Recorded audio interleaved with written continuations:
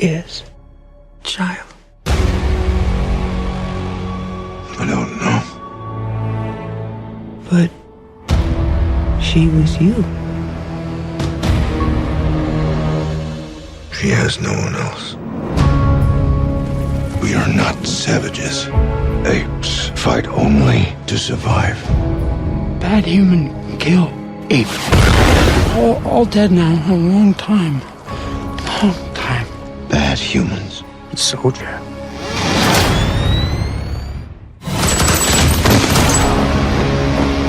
Years from now, your children will ask you, what did you do in the greatest war? And you can tell them, I fought to protect this world. We created them. But now,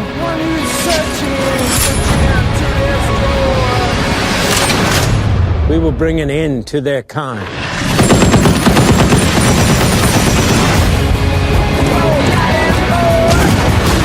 No mercy, no peace.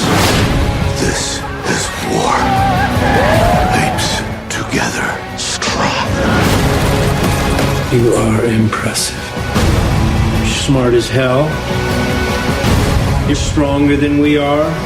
But you're taking this all much too personally. So emotional!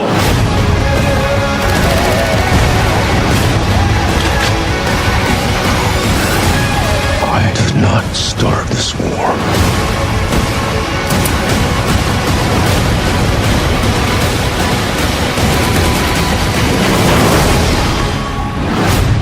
But I will finish it.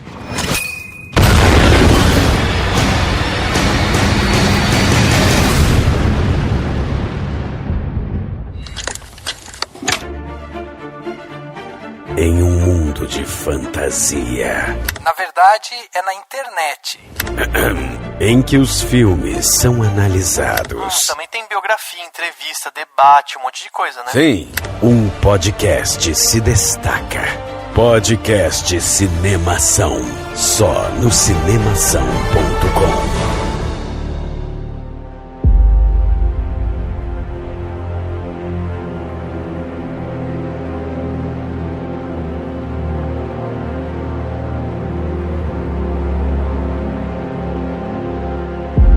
Seja bem-vindo ao podcast Cinemação 240. Eu sou Rafael Arinelli e agora eu fico me perguntando, onde estão os micos leões dourados? Tô na América do Sul, né? Depois tem que fazer a versão Planeta dos Micos Leões Dourados.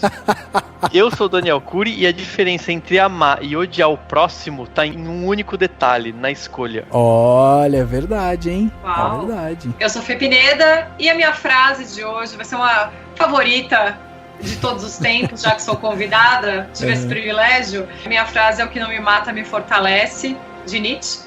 E que, inclusive, acho que tem a ver, né, com o nosso assunto de hoje. Nossa, tudo a ver, tudo a ver. Muito bom. Aliás, né, a gente tá gravando esse podcast hoje aqui e a gente vem falar sobre um assunto bastante assim, né, controverso. A gente tá falando sobre uma guerra, né, entre espécies e não sei o quê, justamente no momento em que o mundo discute a intolerância, né? Então, o podcast tem um timing legal, né? Que semana, hein? Que justamente semana. esta semana. Pois é, Justamente. E para as pessoas entenderem também, né, Rafa? A gente tá como o podcast é semanal e teve várias estreias, o Planeta dos Macacos. A gente tá falando um pouquinho depois, né? Geralmente a gente fala depois, logo na semana seguinte da estreia. E esse tá vindo um pouquinho depois porque teve Baby Driver, teve, né? Tudo meio que junto, a gente teve que dar aquela atrasadinha. Então, por isso que deu essa atrasada, mas já tem gente cobrando, já tava gente cobrando no Twitter, já falei, calma, gente, tá chegando.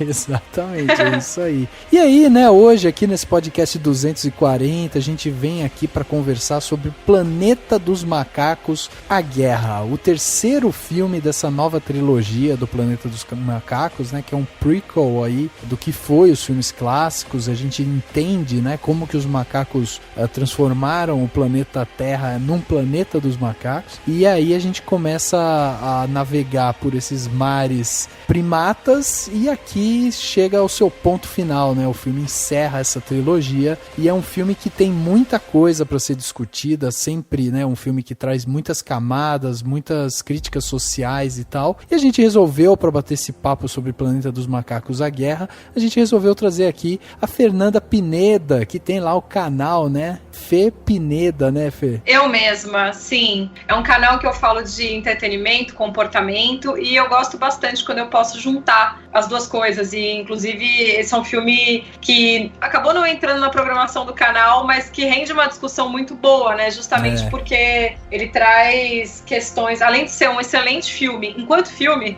dentro da sala de cinema, que é um filme também que merece ser visto na tela grande, ele tem questões ali que transcendem, que você vê que a gente está falando que continuam válidas, né? Mesmo depois de tantos anos, depois da primeira franquia dos anos 70, né? E continua relevante. Exato.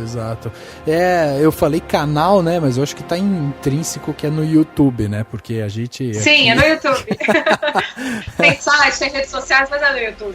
Exatamente. Muito bem, então hoje a gente vai falar aí sobre Planeta dos Macacos aí, a Guerra. Lembrando pra você que escuta o podcast do Cinemação, vamos dar spoiler. Então se você não viu o filme, pula esse podcast, espera o próximo, vai escutar os antigos e tal, dá um tempo aí, que é sempre legal você mergulhar nas discussões quando você sabe do que a gente tá falando. Caso contrário, né, se você não se importa com spoiler, então seja bem-vindo, né, ao podcast do Cinemação, porque a gente vai discutir aqui o filme inteiro, não vamos nos limitar aqui por spoiler. Então fica o recado dado e vamos bater o papo sobre o Planeta dos Macacos logo depois do quadro Repercussão.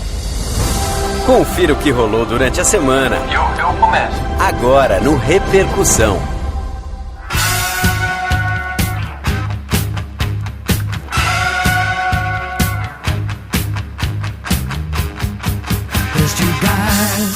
Dani, cinéfilos unidos são fortes. Sim. A gente podia... Strong. A gente podia adotar, né, esse slogan pra gente. Sim, claro. Até para as pessoas pararem de querer... Se bem que não tem muito isso, mas para as pessoas pararem de querer ficar, tipo, sei lá, botar podcasts contra podcasts, né? Isso, tá tudo bem. Podcasters unidos são fortes. São fortes e jamais serão vencidos. É isso aí. Muito bem, Dani, estamos aqui nesse Repercussão 240, afinal de contas, né? A gente faz repercussão desde o primeiro podcast do Cinemação. A gente nunca deixou de fazer Repercussão. Olha aí, que maravilha. 240 repercussões. Pois é, sempre com comentários aqui e tal. Sinal que você, que é nosso ouvinte, sabe do carinho que temos, né? Então, se você quer mandar seu comentário, mande pro contato@cinemação.com, né? O nosso e-mail aqui oficial, você escreve, a gente recebe e responde aqui no podcast direto. Você também pode mandar seu comentário pelas nossas redes sociais, sempre procurando como Cinemação, sem o cedilha, sem o tio, seus parênteses, né? Procura lá, Cinemação, você vai achar a gente e pode mandar seu comentário em qualquer lugar que a gente vai ver, cara. Só escrever que a gente tá recebendo. Nós estamos também, nós aqui, né, o podcast do Cinemação, estamos na Rádio Inverso, radioinverso.com, uma web rádio onde o podcast do Cinemação sai todas as sextas-feiras às 22 horas com reprise aos domingos ao meio-dia. Então, se você curte ouvir uma rádio, uma música, uma filosofia e tal, vai lá na radioinverso.com e principalmente aí nas sextas-feiras às 22 horas e no domingo ao meio-dia, estamos nós lá, eu e o Dani, recebendo a galera para falar sobre cinema, um programa muito legal, né? E você também pode ver aí o que tá saindo no portal do Cinemação, lá no cinemação.com, com artigos, críticas, trailers e vídeos, filosofias e tudo mais, né? Se você entrar lá no cinemação.com, é o nosso portal onde a gente concentra todo o nosso conteúdo, tá lá no cinemação.com. Então, se você quer ficar por dentro do que rola no mundo cinematográfico,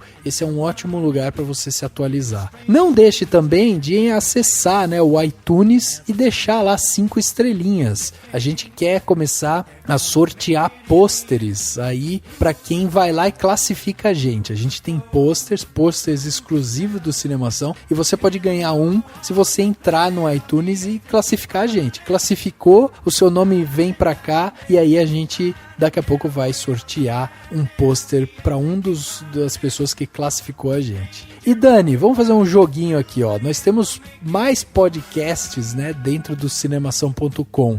Então, eu queria que você me ajudasse a explicar um pouco o que são eles, né? Então, vamos lá, Dani, rapidamente, explique pra gente o que é o Indicação. Indicação é um podcast em que 3 marmanjos indicam uns filmes da hora pra você assistir durante a semana. Muito bom. O que é o podcast As Matildas? As Matildas é um podcast em que 2 meninas espertas e sensacionais discutem temas femininos e feministas muito loucos relacionados ao audiovisual com uma galera muito louca. E elas falam de pornô, que é muito legal. Muito bom. E Dani, nós temos aí o caçula, né, dos nossos podcasts, que é o Cinemação Drops, ou só Drops, né, para os mais íntimos. O que é o Drops, Dani? O Drops é notícia rápida pra você ouvir rapidão, então você não tem desculpa nenhuma, porque você dá o download, dá o play, ouve e sua vida tá mudada, porque você vai ficar sabendo das notícias tudo. Tá aí, olha aí. Então, temos aí podcasts lá no cinemação.com. Quer ficar mais por dentro ainda do mundo cinematográfico? Vai lá no cinemação.com, escute os podcasts aqui do Cinemação e fique por dentro das novidades. E se você quer ver o Cinemação ainda por muito tempo com podcasts como este, e como Indicação, e como As Matildas, e como o Cinemação Drops, se você quer ouvir podcasts que falem de cinema com respeito, com diversidade de opiniões, sobre filmes clássicos, cults, lançamentos, e tá cansado de assunto raso em podcast esparso e inconstante, se você quer ouvir uma conversa agradável e inteligente, e que ainda tem aquele charme do famoso papo de bar, se você acha que o que a gente faz merece reconhecimento e retorno, então você vai achar justo que você possa apadrinhar o Cinemação e contribuir com valor mensal. Esse valor é muito melhor do que você pode imaginar, porque ele não é baixo, não é alto, não é nada. Ele é o valor que cabe no seu bolso. Então, se você concorda com isso, você vai topar ser patrão do Cinemação, apadrinhar o Cinemação. Entra lá no Patreon, que é o patreon.com/cinemação, ou no Apoia-se, que é o apoia.se/cinemação. Qualquer um desses links. O Patreon em dólar, o Apoia-se em reais, com valores diferentes. Olha lá, vê o que cabe no seu bolso, escolhe o melhor valor para você e faça o Cinemação ganhar mais vídeos, mais podcasts, mais conteúdo e muito mais coisa, como fazem o Diego Lima, o Fernando Machado, o Alberto Marinho Camilo, a Fernanda Siqueira, a Tatiane Nantes, a Tamires Porto e o Thierry Penteado. Seja um patrão do Cinemação. E chegando aqui na parte onde as pessoas saíram dos seus armários e deixaram seus comentários, né, pra gente, dessa vez temos aqui 4 comentários, todos rápidos, diretos, curtos, que vieram justamente do Facebook. Então, se você não acompanha a gente lá no Facebook, vai lá, dá uma curtida, comenta lá, que em uma hora você pode estar aqui, ó, no podcast do Cinemação. E aí, os comentários vieram justamente do nosso último podcast 239, sobre Dunkirk. E aí, o comentário que eu vou ler aqui, por exemplo, é do Lindomar Firmino. Ele falou o seguinte: melhor filme que vi este ano. Agora eu vou ler o livro. Infelizmente, as pessoas querem filme pipoca, sem conteúdo. Triste, os políticos amam o povo sem instrução para poder usar e abusar. Olha aí, Dani, o Lindomar já filosofando, hein? Melhor uso do Facebook para reclamar de político. As pessoas adoram usar o Facebook para reclamar de político. É verdade. Lindomar te avisa um negócio, o melhor lugar pra reclamar de político é no Twitter, mas pode reclamar no Facebook se você quiser. Mas fica a dica. É porque no Twitter eles quase não vão pra lá, né, Dani? É uma ferramenta muito nova pra eles. O Twitter é um clube pra iniciados. Esse é o problema. E aí, Dani, fala um aí, seu. O comentário aqui da Daniele Souza, também lá do Facebook, do Dunkirk, ela falou assim, realmente ele tem ótimos efeitos sonoros, as cenas de ação estão muito boas e a trilha dá o tom ininterrupto da tensão, mas a história não me marcou. Esqueci do filme logo que saí do cinema. Olha só. Achei pesado, Daniele. Ela foi pesada com o filme. Pois é. Mas realmente, a gente discutiu isso no podcast 239, né?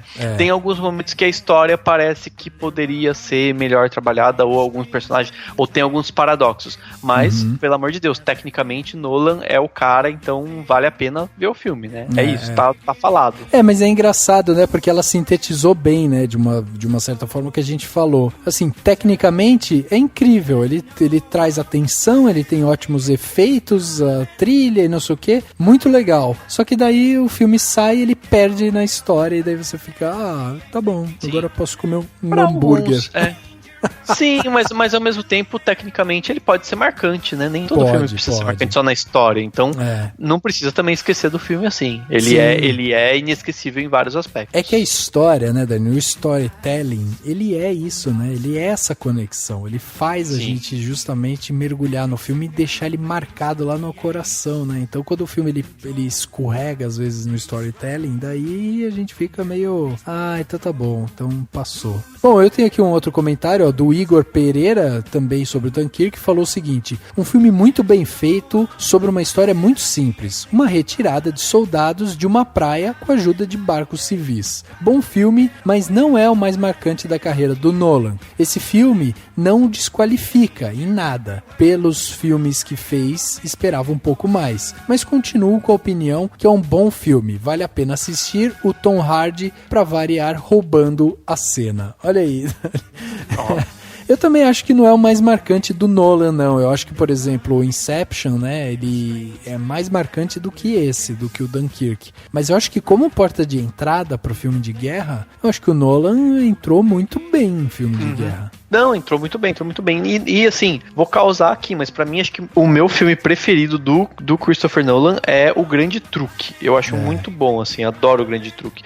Gosto dos outros, claro, tem os probleminhas lá com Interestelar, blá blá blá, mas O Grande Truque pra mim, eu acho que se parar pra pensar em filmes do Christopher Nolan, pra mim O Grande Truque tá em primeiro. Enfim, muita gente vai discordar de mim, mas é isso. E eu tenho aqui o comentário rapidinho do Alex Guimarães, ele falou o seguinte: quem não conhece a história talvez fique um pouco perdido. Eu, pessoalmente, achei que faltou os alemães para ilustrar melhor o cerco. O Alex Guimarães causou aqui, porque a ideia é justamente que não tenha os alemães, né? Exatamente. Acho que foi a proposta, mas entendo, talvez ele esteja acostumado com filmes um pouco mais claros nesse sentido, né? Que tem que mostrar o vilão certinho.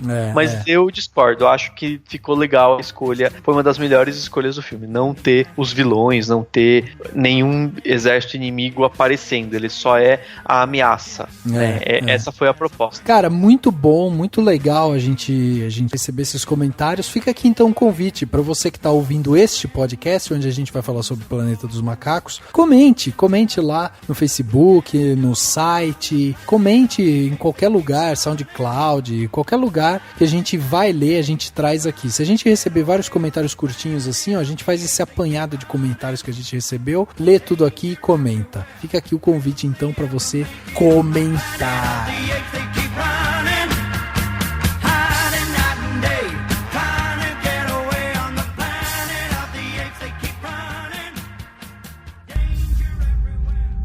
It is my hope that out of this solemn occasion, a better world will emerge out of the blood and carnage of the past. A world founded upon faith and understanding. A world dedicated to the wish for freedom, tolerance, and justice.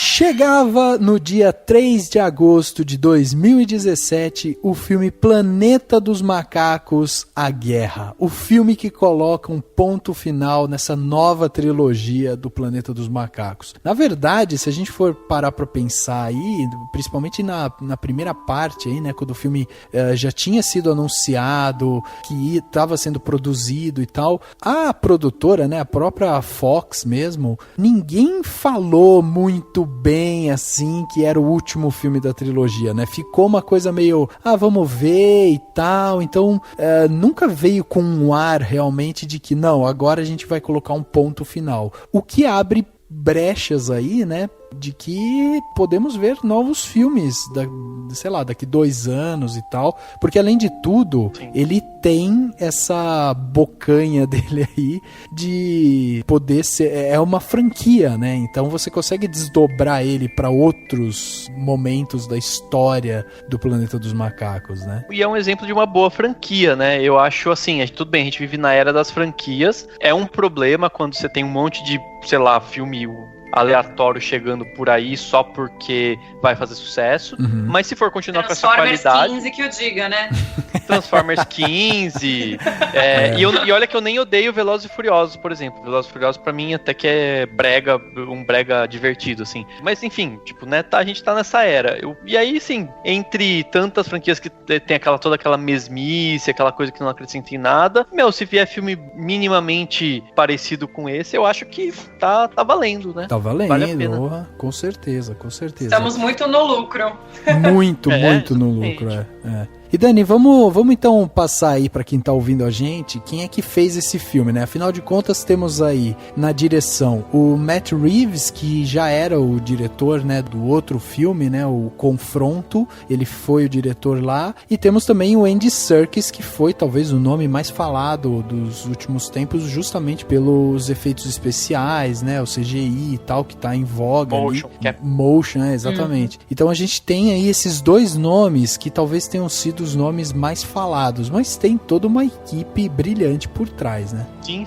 Eu acho que é importante destacar a primeira coisa. O Matt Reeves, ele é um diretor bastante jovem, de certa forma, mas ele vem se destacando muito, né? Ele fez o Cloverfield, que tem um trabalho de direção muito bom, o Deixe-me Entrar, e ele vai dirigir o próximo filme do Batman, né? O filme que seria dirigido pelo Ben Affleck, que rolou toda aquela troca, né? Mas ele já estava, acho que, fazendo o roteiro, então acho que ele pegou a direção, até onde eu sei. Me corrijam se eu estiver errado. O roteiro do filme, além do próprio Matt Reeves, né, que fez várias séries, fez o próprio roteiro do Deixe-me Entrar, do próximo Batman, inclusive, tem também o Mark Bombach, que é um cara que fez vários remakes e reboots, né, ele fez desde Duro de Matar 4.0 até o roteiro do Vingador do Futuro, aquele novo lá. Então, enfim, tem aí essas 4 mãos, né? 2 mãos não, 4, de 2 pessoas.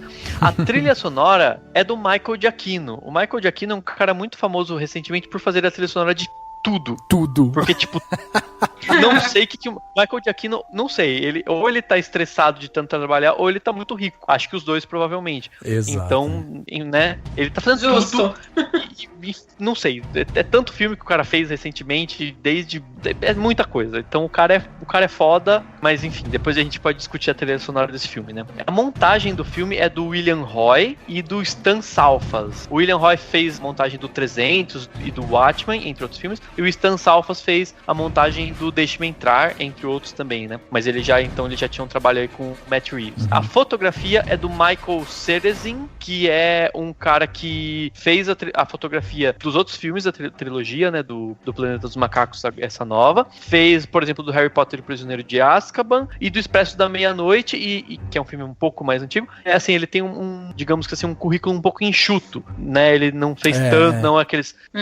né, já tava lá atrás, já tem uma certa experiência, ele não tem um currículo tão extenso de muitos filmes como muitos diretores de fotografia têm. Mas e ele tá confirmado pra fazer o Jungle Book, né, que é um filme que quem vai dirigir é o Andy Serkis e que promete também ter um visual, vamos dizer, tecnológico e bem forte justamente na parte de fotografia, né, um filme que vai ter o Christian Bale, a Kate Blanchett e tal. Então ele é parceirão também do Andy Serkis. E que vai ter a comparação com o último Mowgli da Disney, né? Sem dúvida, sem dúvida. Como que vai sair. E aí no elenco a gente tem o Andy Serkis, o Steve Zahn, que acho que surpreendeu muita gente, né? Como o Bad Ape, que é o macaquinho mal lá, que não é mal, né? Que é um alívio cômico. Tem o Woody Harrelson, que acho que manda muito bem, apesar dele não ser um ator muito... Não é muito memorável, né? Assim.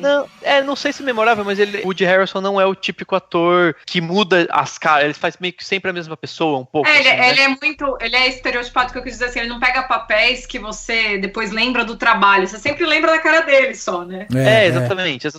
Mas pelo menos ele escolhe bons papéis, eu acho, pelo menos, né? Esse aqui ele tá ok, ele manda bem pra aquilo que se propõe, né? Aí tem a Carrie Conoval, que é uma atriz fazendo um macaco, o Maurice, né? Que é um macaco macho, né? Enfim, não tem aí, mas ela aproveita das capturas de movimento. O Ty Olson, Terry Notary e a Judy Greer, que fazem outros macacos, né? Pela captura de movimentos. E a menininha Amia Miller, que faz a menininha, né, do filme, que provavelmente é a única menininha do filme, no caso. E é isso. É isso, acho que de elenco, de nomes principais da ficha técnica, a gente pode citar esses.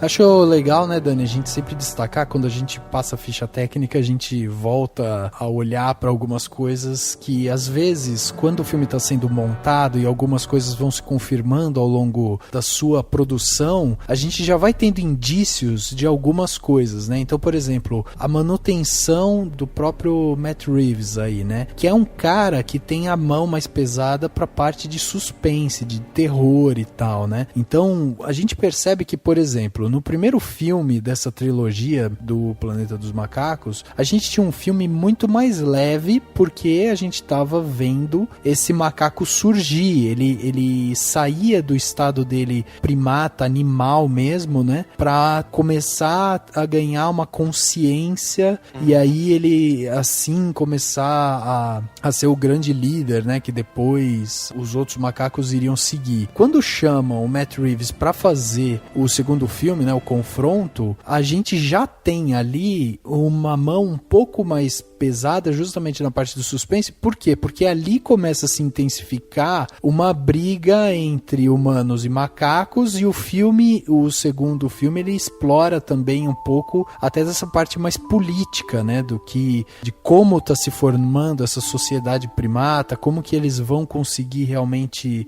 se estruturar e tal. Então tem uma questão ali muito mais de suspense nesse sentido, né, de como que eu vou construir essa narrativa para que ela se sustente depois, para mostrar como que eles se socializaram aqui e conseguiram construir essa civilização. Ok, agora nesse filme em particular, que inclusive o nome já vem como A Guerra, a gente tá vendo realmente um embate direto entre homens e macacos, e aí a gente tem aqui uma coisa que precisa ter um linguajar mais pesado mesmo, né? Porque a gente tá falando de guerra, a gente tá falando de confronto, a gente tá falando de perdas, a gente tá falando de várias coisas que a guerra sacrifica. Então é interessante da gente ver como, assim, às vezes a gente fala, pô, a gente pega, sei lá, Harry Potter, foi um diretor para cada filme e tal, mas existe também uma mudança de linguagem de filme para filme. E aqui, quando a gente vê que é mantido um diretor do segundo pro terceiro filme, a gente vê que a linguagem, eles queriam manter, né, aquela linguagem mais séria, que no primeiro filme tem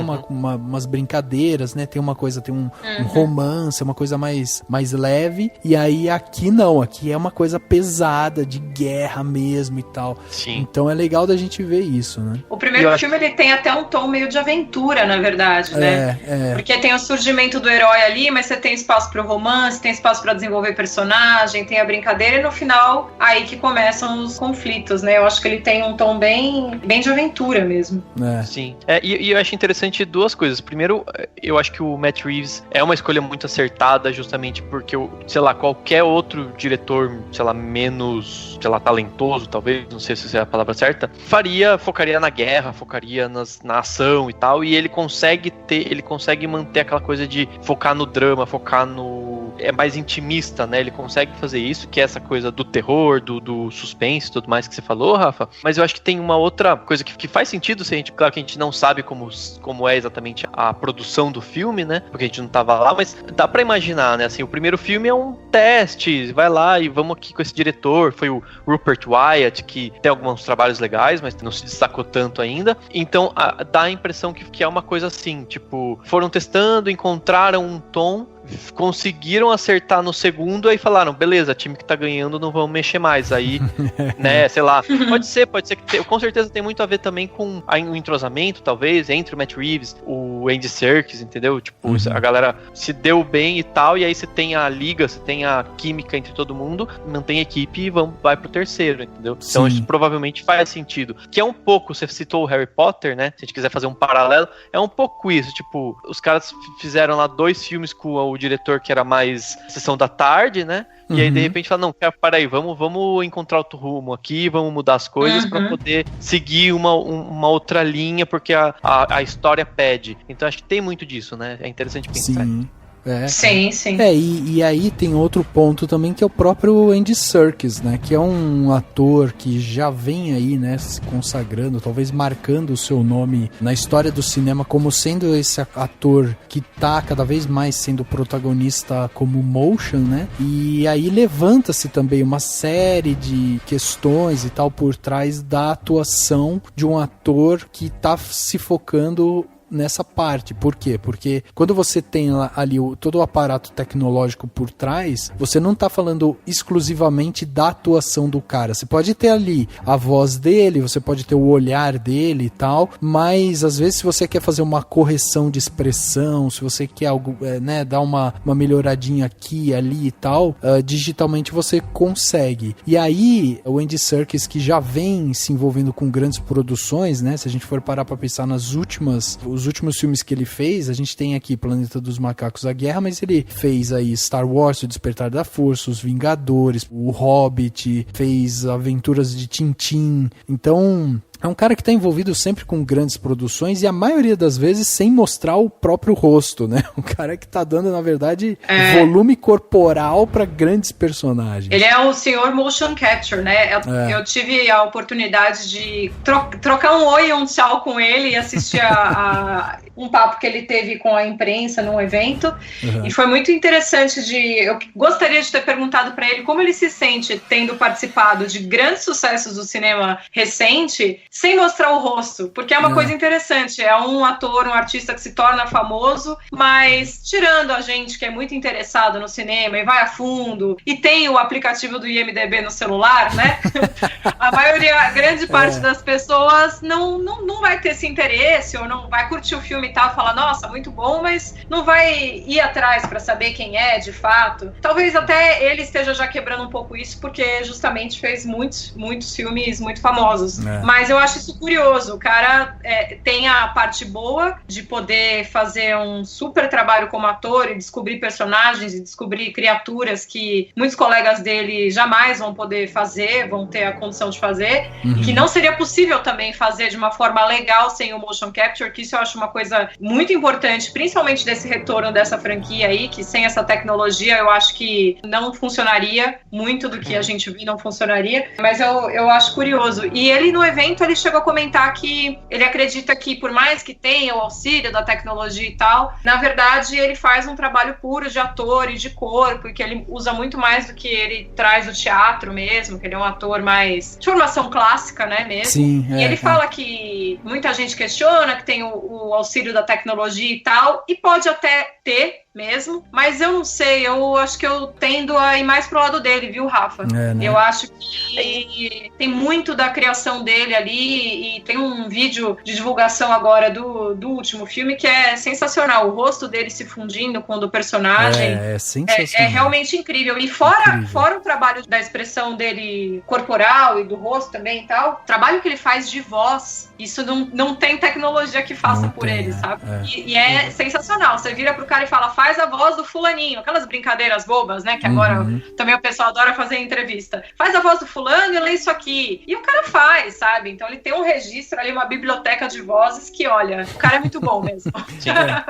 Eu entendo perfeitamente quando você vê, tipo, sei lá, eu entendo perfeitamente o conservadorismo de algumas pessoas, ou esse pé atrás de algo, com essa coisa de, pô, mas tem a tecnologia também e tal, porque o que eu acho, assim, pelo que eu vi, por exemplo, nessa cena que ele se transforma, né, você vê lá ele e daí depois você vê o César. Não sei, assim, a minha impressão é que tem uma melhora, entendeu, na expressividade, mas assim, isso não tira o trabalho dele. Eu acho que ele é um ator espetacular, assim, até por essa coisa de corporal, né, acho que, não sei, eu vejo isso muito mais no próprio Gollum, né, da época do Senhor dos Anéis, né, dele fazendo tudo aquilo, tem uns making-offs e tudo mais, mas eu acho, assim, só a título da gente analisar o trabalho, né, se for pra pensar numa possível indicação ao Oscar, por exemplo, que muita gente fala e acho que seria interessante.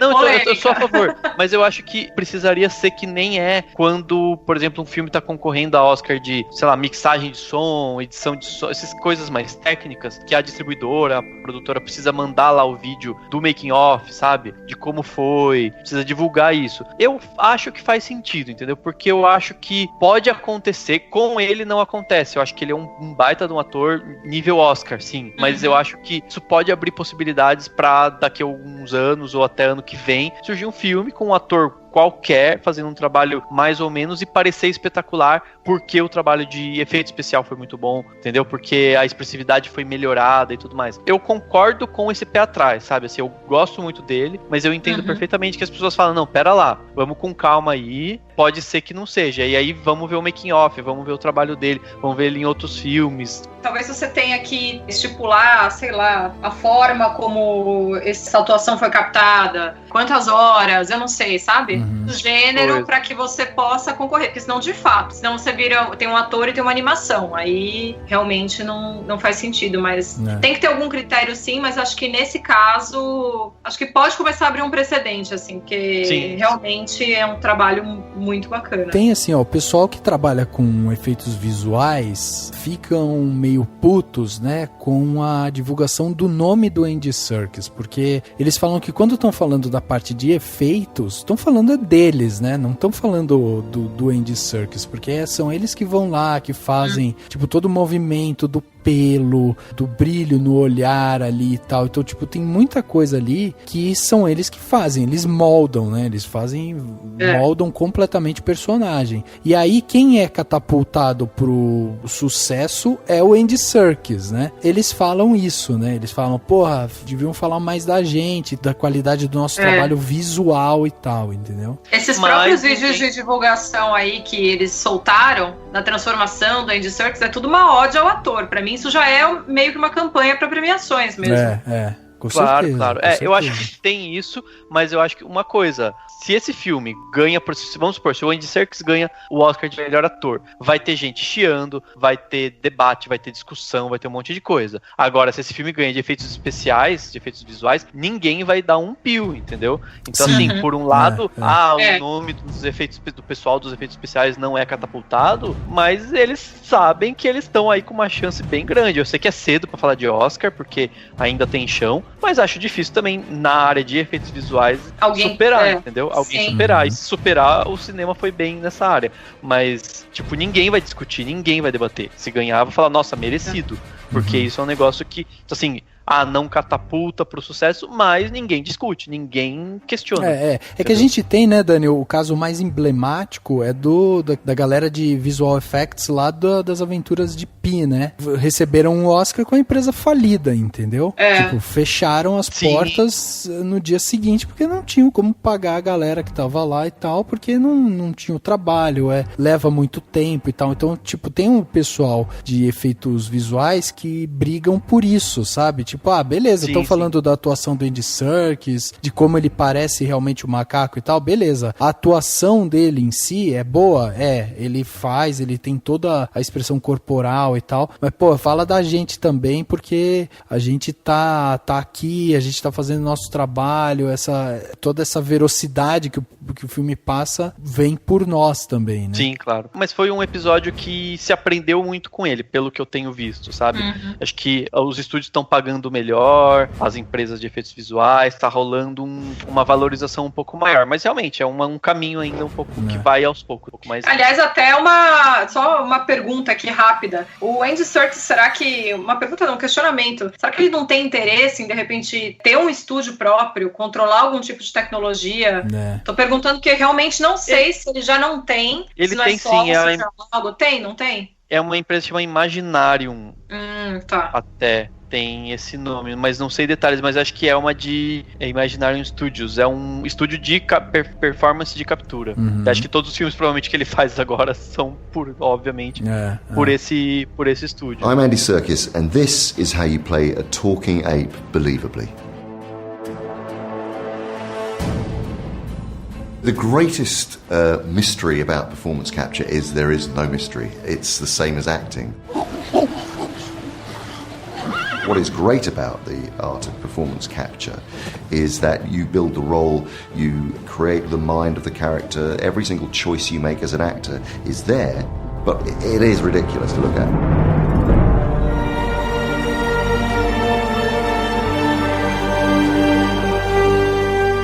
Outra discussão que se abre ao redor, né, da atuação do Andy Serkis, do filme e tal, é justamente da eternização dos atores, né? Por quê? Porque essa tecnologia, ela tá se mostrando cada vez mais eficiente e a gente vai poder voltar a ver grandes atores no cinema, porque apesar das pessoas morrerem, você pode ter tecnologia que vai trazê-las de volta. E aí já se fala que, por exemplo, a Disney já tá fazendo contato, né? Porque principalmente depois do episódio da Carrie Fisher, a Disney já chegou lá pro Harrison Ford e tal, e falou, a gente queria saber se você aceita assinar um contrato aí onde a gente vai poder usar a sua imagem, né? E aí, tipo, eles fariam um escaneamento do Harrison Ford, eles utilizariam essa imagem dele do jeito que elas quiserem, óbvio, vão pagar lá um valor pra família, pro Harrison Ford e tal, mas o cara para de atuar, outra pessoa toma o lugar dele e depois só coloca um rosto dele, né? Então isso já é uma coisa que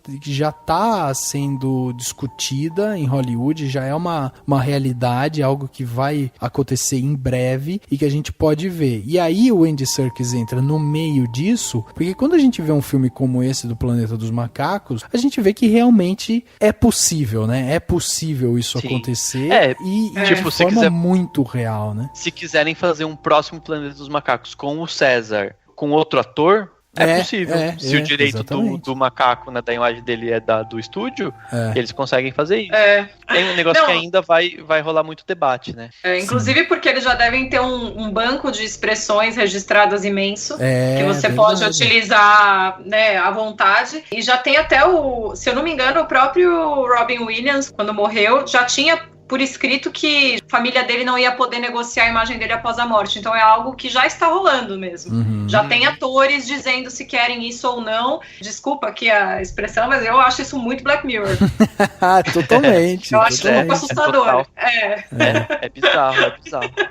Imagina que daqui a uns 50 anos a galera vai poder fazer um filme só com gente que já morreu, sabe? Exato. A volta dos que não foram oficial. Exatamente. Não, e aí entra outra coisa que, enfim, o debate vai longe. Imagina, tipo, os atores que vão fazer o motion capture pra depois serem mostrados com o rosto de outra pessoa. O cara vai falar assim, pô, que sacanagem, eu tô trabalhando aqui, fazendo um trabalho de interpretação e tal, e na hora que vai pro cinema é a Carrie Fisher, sabe, é outra pessoa, né? É o ghostwriter do ator, né? Vai ser o ghost actor, né? Ghost actor, nada impede realmente de daqui a algum tempo a gente ter em categorias do Oscar como, tipo, melhor atuação real e melhor atuação virtual, sabe? Tipo, melhor ator de filme real. Seria justo. Exatamente. Até porque eu tô vendo aqui umas imagens, enquanto a gente tá conversando, né? Eu tô vendo algumas imagens aqui, realmente há um ganho, sabe, de expressão em vários momentos aqui do César. A gente vê aqui, eu tô vendo algumas imagens lado a lado, sabe? sabe, o Andy Serkis fazendo alguma expressão e mostrando como que isso foi feito no filme e tal, você vê o César muito mais pesado, muito mais sofrido e tal do que o Andy Serkis.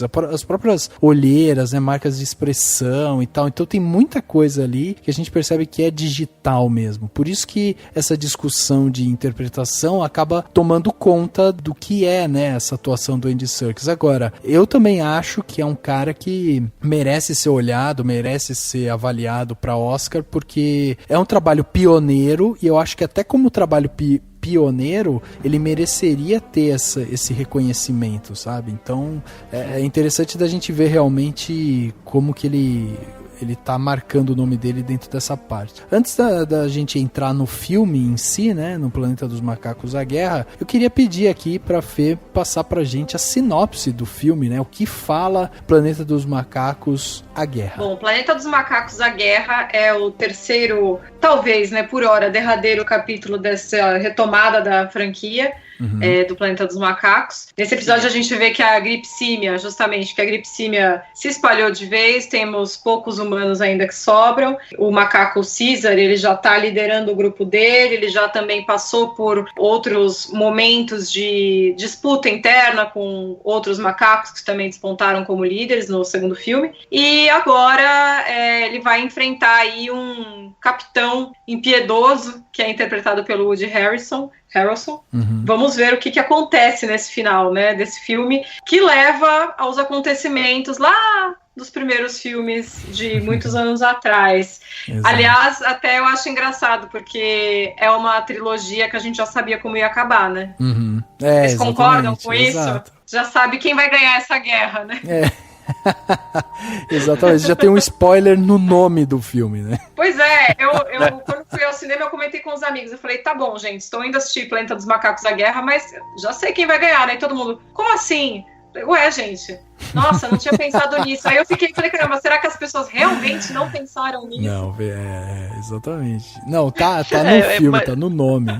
Eu fiquei assustado naquele final, né? Que chega uma galera lá do nada. Eu falei, eita, mas tem mais gente? Aí de repente resolveram, né? O problema rapidinho também. Nossa, mas eu achei aquilo sensacional. Achei a melhor saída. Porque quando você vê o nome do filme, né? Aqui no Brasil ficou Planeta dos Macacos, : A Guerra. Mas em inglês seria Guerra pelo Planeta dos Macacos, que é algo que pra mim faz mais sentido. Quando você lê guerra no nome, você acha que eles vão brigar muito, que vai ter sangue, que vai ser um absurdo. E o filme ele vai mais pro lado do drama, e apesar de ter ali duas ou três cenas grandes de embate humano-macaco, não é nisso que se baseia o filme. Eu achei muito legal. Isso, mas não é. Eu achei muito legal, mas eu vi gente saindo do cinema reclamando. Eu achei chato, sabe aqueles, né?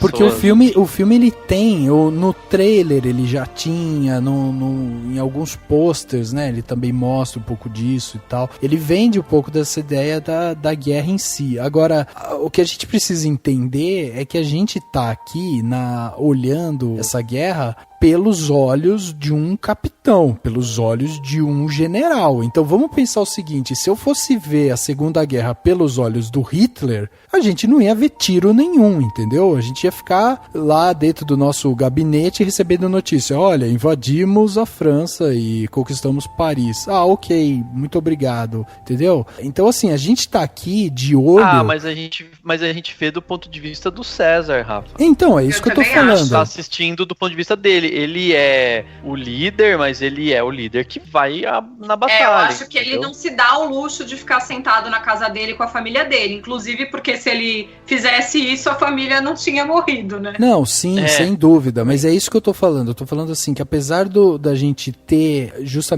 essa visão do César, a gente só vai ver as batalhas em que ele está envolvido. Ele, como líder e tal, ele só vai estar envolvido em batalhas específicas. Então não adianta a gente ir pro filme esperar que a gente vai ver lá um monte de tiro, um monte de guerra, sabe, macacos e humanos se degladiando, voando sangue, não sei o que e tal, porque não é essa a guerra do César. O César ele vai lutar em guerras específicas, entendeu? Mas eu acho que não teve outras batalhas, entendeu? Talvez muito poucas, talvez aquele momento que mostra o filho dele voltando, tipo, vocês estão cansados, eles foram pra algum lugar, né? Na verdade, eles foram basicamente explorar um espaço que eles pudessem ocupar, né? Que daí eles falam que é depois do deserto que tem. E aí até, enfim, só pra ficar a título de comentário mesmo, geográfico, tipo, eles estão na região de Los Angeles, né? Que é onde passa até a origem, na região lá da Califórnia. Esse deserto que você atravessa e tal seria todo o pedaço lá do Texas, Novo México, aquela região toda. E eles provavelmente vêm em algum lugar depois disso, que é onde provavelmente não sobrou mais ninguém. E o lugar de neve lá, provavelmente é lá pro norte, né? A região do Colorado, provavelmente, que é onde tem montanha e neve. Tipo, a questão geográfica aí dos Estados Unidos. E aí que a gente brinca, né? Eu fiquei pensando assim, mas na América do Sul, tipo, será que tem uns micos lá fazendo a farra e... Será que eles falam também, né? Não. Oi? Falei, será que eles falam também? Falando, sei lá, ou se morreu todo mundo, não sei, ou né, se tem gente também, se sobreviveu gente em outros ambientes e tal, divagações, assim. Sobre o ponto de vista do Caesar no filme, é que por mais que a gente só veja o que ele tá envolvido, ele é o líder e ele não quer a guerra, né? Ele prefere fugir, levar todo mundo para outros lugares do que ter que partir pra ação mesmo.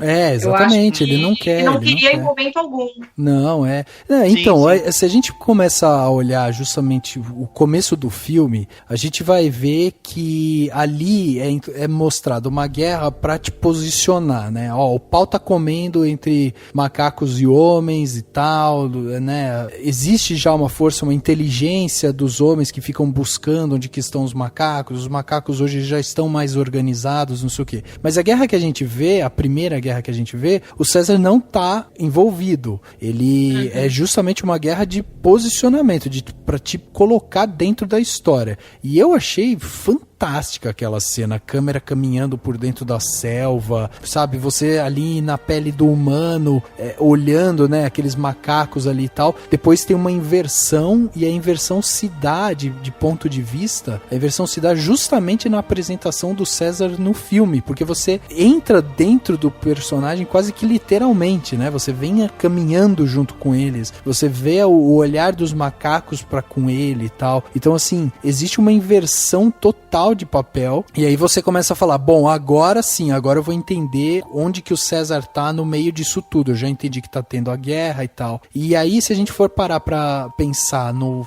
segundo filme, a gente teve quase que uma guerra civil ali, né, entre o César e o Koba, que acaba aí, de uma certa forma, amaldiçoando o César, né, ele fica ali com aquela, sempre voltando a mente do César e tal, porque ele era, né, um irmão do César, ele era um braço direito do César ali. Então você percebe que depois dessa guerra civil e depois de tudo que o Koba causou, porque ele era o cara que era o radical, ele era o macaco que, tipo, plantava que os humanos precisavam ser erradicados, ele, sabe, e o César tentando vir com o discurso de que não, que dava pra viver os dois juntos e tal, que não é isso. E aí, depois de todo o problema que dá no segundo filme, em que realmente é plantada de vez o ódio entre macacos e humanos, a gente percebe aqui que o César, ele é um líder que ele não queria estar nessa posição desde o começo. Ele nunca foi realmente esse líder pra guerra. Ele nunca teve o pensamento voltado pra guerra, né? Ele sempre foi o cara do pensamento pacífico e tal. Ele é um líder nato, né? Assim, um líder que é líder por nascer assim, de certa forma. E uma coisa que eu acho interessante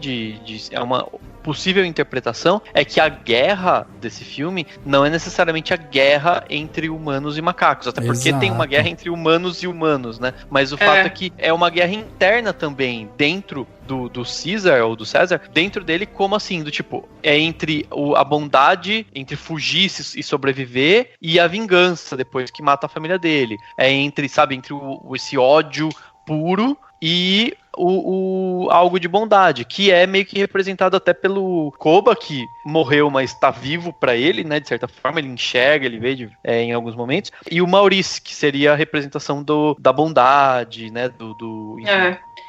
Eu vejo também, paz, né? Eu vejo também os questionamentos dele muito também entre o que vai ser o racional e o bestial dele, como ele aceita isso ou não. E eu acho engraçado que até esses momentos dele sendo atormentado pelas lembranças, pelas visões que ele tem do Koba, é o irracional do humano, né? Sim. É super intangível isso. Super, e eu até fiquei pensando um pouco mais, fiquei pensando sobre essas visões que ele tem. Isso me lembrou até um pouco Mad Max. Você tá num futuro distópico, tá tudo destruído, tem luta de facções e você é atormentado por, né, enfim. Eu até pensei, será que eles não forçaram, até perguntar pra vocês acham que eles forçaram a barra demais nessa humanidade nesse sentido? Eu acho que não, viu, porque assim, ó, a gente vê a jornada toda do César, ele se humanizando, né? Vamos lembrar aqui do primeiro filme. O primeiro filme, ele é o primeiro macaco que fala, né? E a voz dele, aquele primeiro no que ele fala, né? Quando ele vai apanhar e tal, que ele fala o não. É um não que vem aqui do estômago, né? Uma coisa que vem lá de dentro, assim. Então ele praticamente vomita aquele não, assim. É uma coisa muito, muito forte pra ele. Então ali ele já começa a ganhar um ar muito mais humano, né? Vamos dizer assim. No segundo filme, ele fala, mas ele não fala muito ainda, né? Ele tem algumas expressões e tal, ele chega a bater um papo, mas tem muito também da linguagem de sinais. E aqui, a gente vê ele praticamente já fluente, né? Já falando completamente fluente. E aí, o que eu acho interessante, inclusive, desse personagem é o seguinte, como a gente tá acompanhando todos os filmes, caminhando junto com ele, entendendo quem que é ele e como que ele se desenvolveu, eu acho muito legal a gente ver como os macacos ao redor dele também estão evoluindo, né? Também estão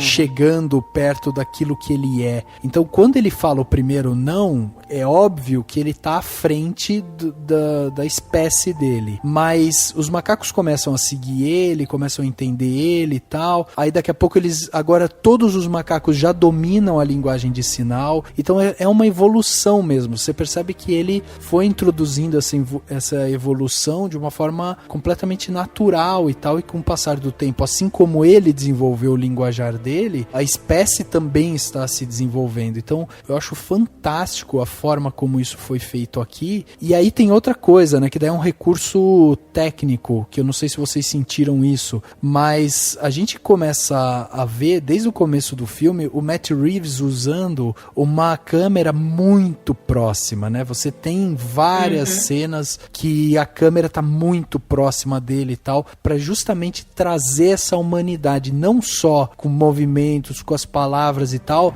mas pra gente sentir no olhar. Eu imagino, eu não sei se vocês já foram, né? Mas eu imagino que sim. Quando você vai num zoológico e você vê um gorila, você vê um macaco, uma das coisas mais impressionantes que o macaco te passa é justamente esse olhar, porque ele te conecta, ele fala, olha, sabe, a gente tá no mesmo espécie, vejo você. Né? Eu vejo você. É tipo, assim, 1% de diferença, né, geneticamente falando. É um negócio absurdo, assim. E eu lembro quando eu fui a última vez, eu vi um gorila e a impressão que eu tive, e provavelmente essa impressão não tá errada, é de que esse gorila sabia exatamente o que era aquilo. Tipo, é diferente de qualquer outro bicho. Qualquer bicho que você quiser. Um leão. O leão tá lá pra ele, tô de boa aqui. Sei lá quem são essas pessoas, whatever, tô aqui, como minha comida e tô aqui deitadão. O gorila não, ele sabe que as pessoas estão lá vendo ele pra se divertir, entendeu? Tipo, a impressão que me deu é essa, assim, né, o gorila e qualquer outro macaco próximo, né, tipo, com muita inteligência. Os macacos grandes também, né?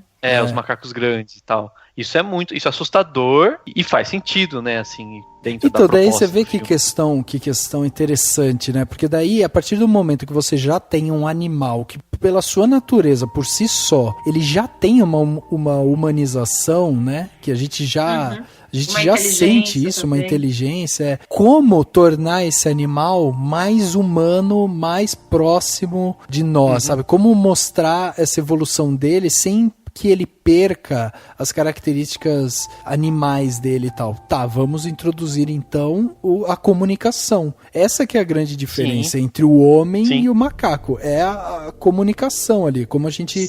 A quantidade de palavras que a gente usa, ou a linha de raciocínio, planejamento e tal, né? Tudo isso tá envolvido. Então aqui, quando a gente tem esse personagem, quando a gente olha pro César, a gente já se identifica muito mais com ele. A gente entende já ele como um líder, a gente consegue sentir justamente isso, né? E aí eu acho até interessante, porque daí quando a gente tem lá o coronel que invade a casa, né, dos macacos e tal, e mata a esposa e o filho do César, a gente percebe que pro coronel eles eram simplesmente macacos, entendeu? Tipo, porra, eu não consigo diferenciar vocês. Eu vou lá e mato. E é uma coisa muito louca, porque a gente, espectador, tá lá vendo, e pra gente, os macacos são mais humanos que os humanos, de uma certa forma. A gente tá o filme cria uma situação de empatia. A gente cria empatia, exato. A gente cria empatia com o macaco. O macaco, a gente tá do lado do macaco, a gente tá torcendo pelo César, a gente tá torcendo pelo filho dele, a gente tá torcendo por eles, pelos macacos. Então, assim, o filme,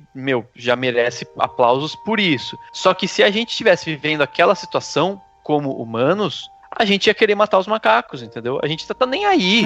Tô nem aí se o macaco fala. É uns bichos que infectaram todo mundo, mataram todo mundo e eu sobrevivi e eu quero que a espécie humana sobreviva. Então, não, já é isso, né? Quando a gente fala da gripe da vaca louca, do porco maldito, da galinha assassina, sei lá. Mata as galinhas, cara. Have you finally come to save your apes? I came for you. For me?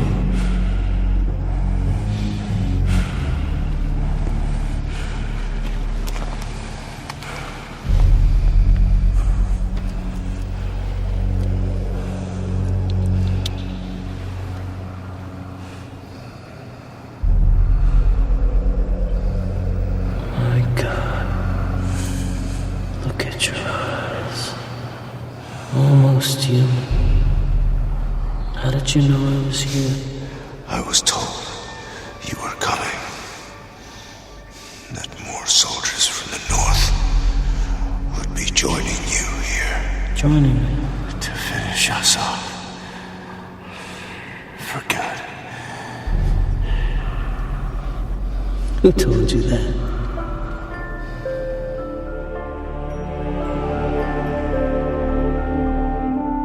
Eu acho que a compreensão do Caesar e o dilema dele também vai tão fundo, porque assim, ele sabe que a convivência que tanto ele quer é impossível, e eu acho que também, lá no fundo, ele entende por que os humanos querem tanto matá-los. Justamente por isso, que é uma preservação de espécie, do mesmo jeito que o Koba mostrou pra ele, olha, macaco não mata macaco, agora ele também entende que, ó, de alguma maneira, a gente também tá sendo responsável. Claro, foi uma doença, um vírus criado em laboratório, etc. Os humanos têm culpa, mas eu acho que ele tem essa compreensão do todo, sim. Então ele tenta evitar, mas é difícil. E a gente tava falando da comunicação. Cara, os macacos se comunicam e tal, mas eu fiquei impressionado o quanto esse filme tem poucos diálogos.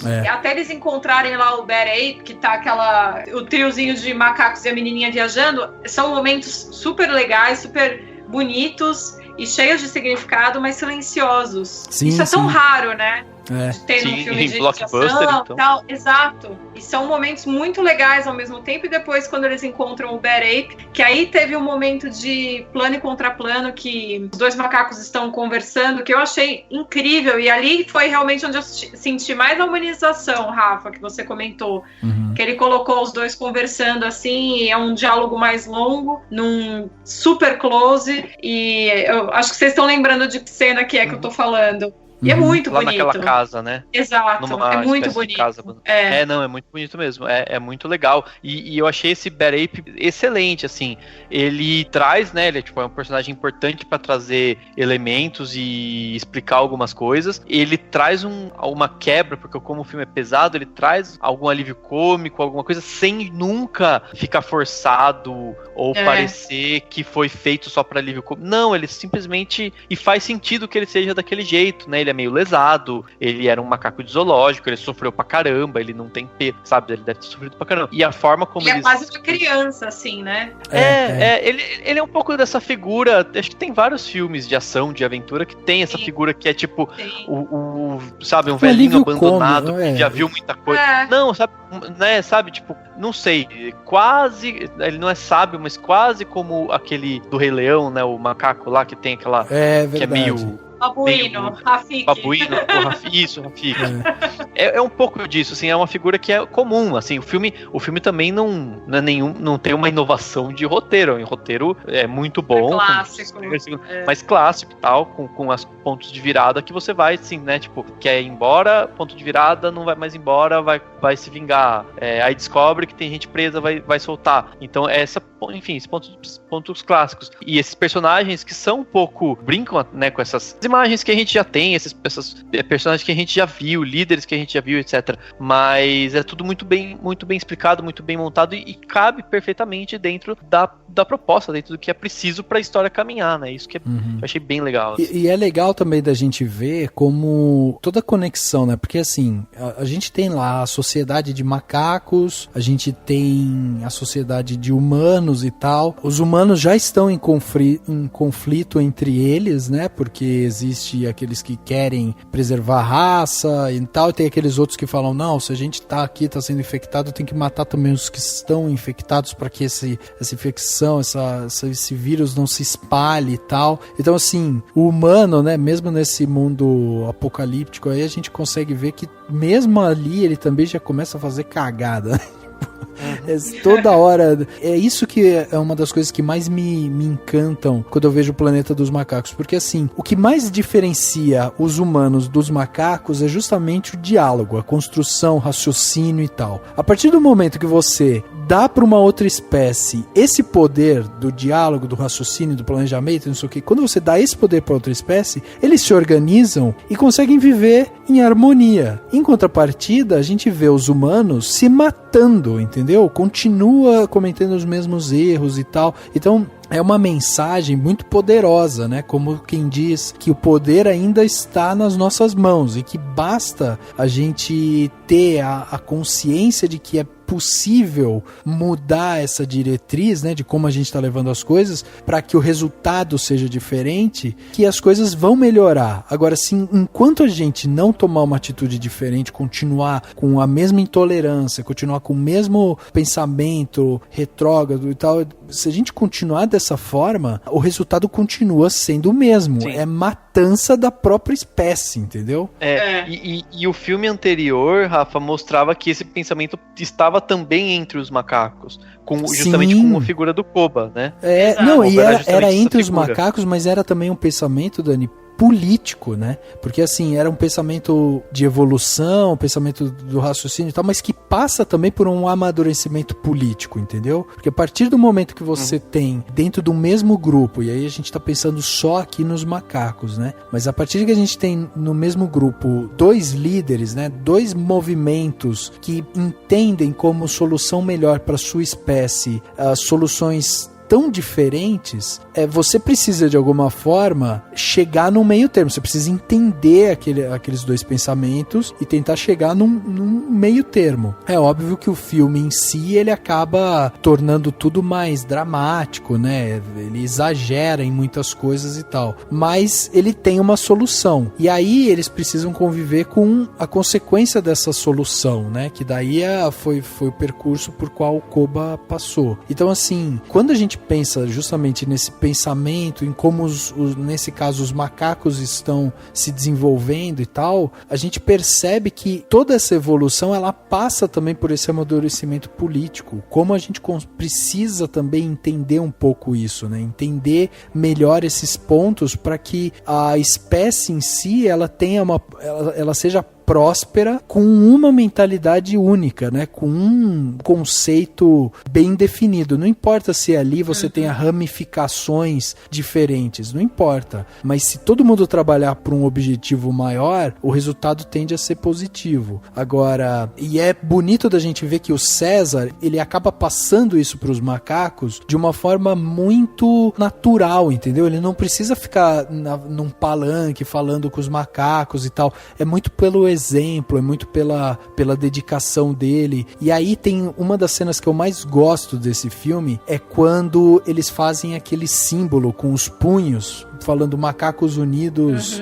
são mais fortes, né? Que remete justamente ao primeiro filme, quando ele tá conversando com o Maurice, e aí ele vira pro Maurice e fala, pô, a gente precisa reunir os macacos aqui pra fugir desse zoológico. E o Maurice fala, putz, mas os macacos aqui são todos burros e tal. Daí ele pega um galinho, segura com as duas mãos e fala, ó, um macaco sozinho quebra. Agora, se ele pega vários galhos nas mãos, e daí ele fala, ó, macacos juntos são fortes, né? Então daí os galhos não quebram. E aí eles remetem a isso, né? Que daí virou o ícone deles, né? Quando eles juntam as duas mãos e falam isso. Então eu achei demais isso. Eu falei, caraca, ele não precisa, ele precisa ser verborrágico, né? Ele não precisa ficar ali falando, martelando na educação, não sei o quê. Não, ele tá educando um povo pelo exemplo, né? Pelo posicionamento e pelo dele. Símbolo. E uma coisa muito importante, assim, que eu tava pensando depois, ok, já sacamos, né? Tudo nesse filme e nos anteriores faz referência a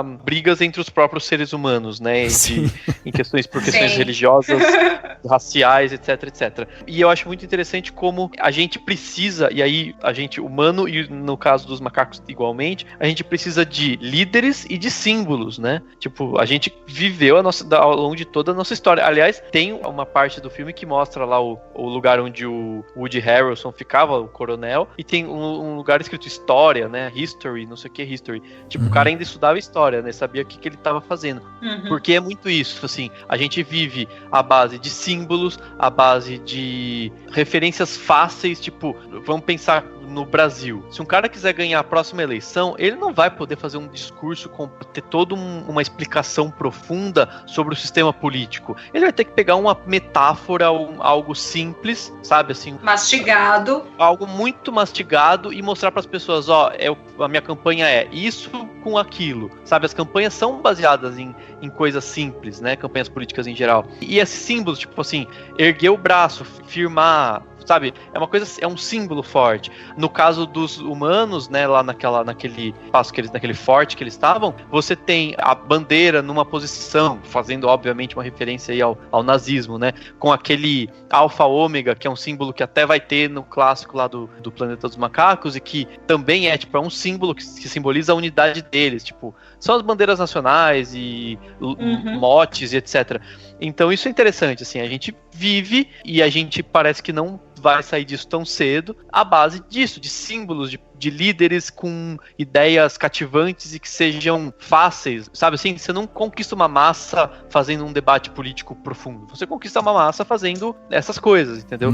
Isso eu acho genial. E aí, até tava colocando, né, duas referências óbvias do filme que eu acho muito interessantes, assim. Os campos de concentração, que é o lugar onde estão lá os macacos presos, né? Sim, sim. Faz uma referência óbvia e clara aos campos de concentração lá do nazismo. O mais incrível, né? O Woody Harrelson é um cara branco, careca, que quer construir um muro. Se isso não faz ninguém pensar em nada do mundo atual, não sei, as pessoas... Você está desinformado.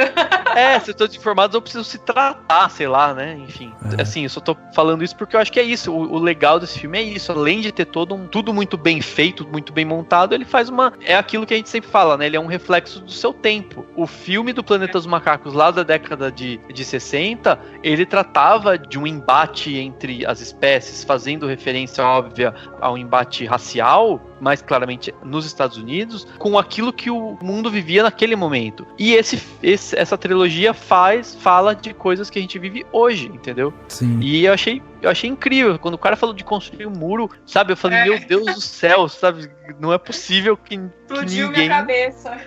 Não, sabe assim, não é possível que as pessoas não saquem isso, sabe? Eu acho isso excelente, assim. E você falou uma coisa dos símbolos. Dos dois lados você tem símbolos, e a humanidade também é pautada por símbolos e tal, mas como a gente subverte e coloca significados ocultos e negativos dentro de um símbolo que você depois reduz e coloca para consumo da massa, e ao mesmo tempo o símbolo dos macacos, do Caesar, etc., é tão simples, mas é só aquilo, ele é singelo e simples, com um significado só, não abre para muitas interpretações, não tem abertura para corromper a ideia, é algo redondo, né? Enquanto que talvez se fossem humanos, já teriam corrompido aquilo de alguma maneira. Talvez esse seja o futuro dos macacos, tomara que não. Sim.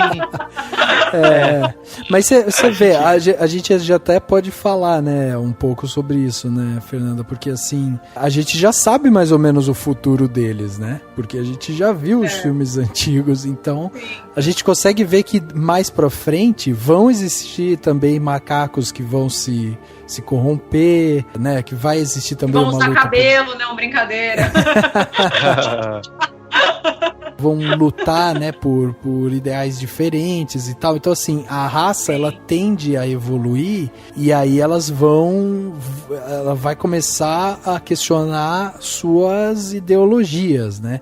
E aí tem umas coisas interessantes, até fazendo esse link, que é justamente com o filme antigo, né? O filme de 68. Porque, assim, esse filme, ele faz uma costura que ele vai colocar algumas coisas para justamente justificar aquilo que a gente viu no filme clássico. Então, por exemplo, no filme clássico existe lá o Cornelius, né? O Cornelius é o filhinho lá do César. Ele aparece no filme clássico, ele aparece como um dos líderes lá e tal, e a gente não vê no filme clássico justamente o César. Então, assim, era justificável que apesar do César ter esposa, ter filhos, né, ter outros parentes e tal, quem ficaria era o Cornelius, porque no filme clássico só tem o Cornelius de parente direto com o César, entendeu? Então eles precisavam dar fim para os outros personagens. E esse foi o gatilho para a motivação que levou o César, inclusive para sua própria morte, né? Porque daí, a partir do momento que ele tem a família morta, ele vai se vingar, ele é corrompido por essa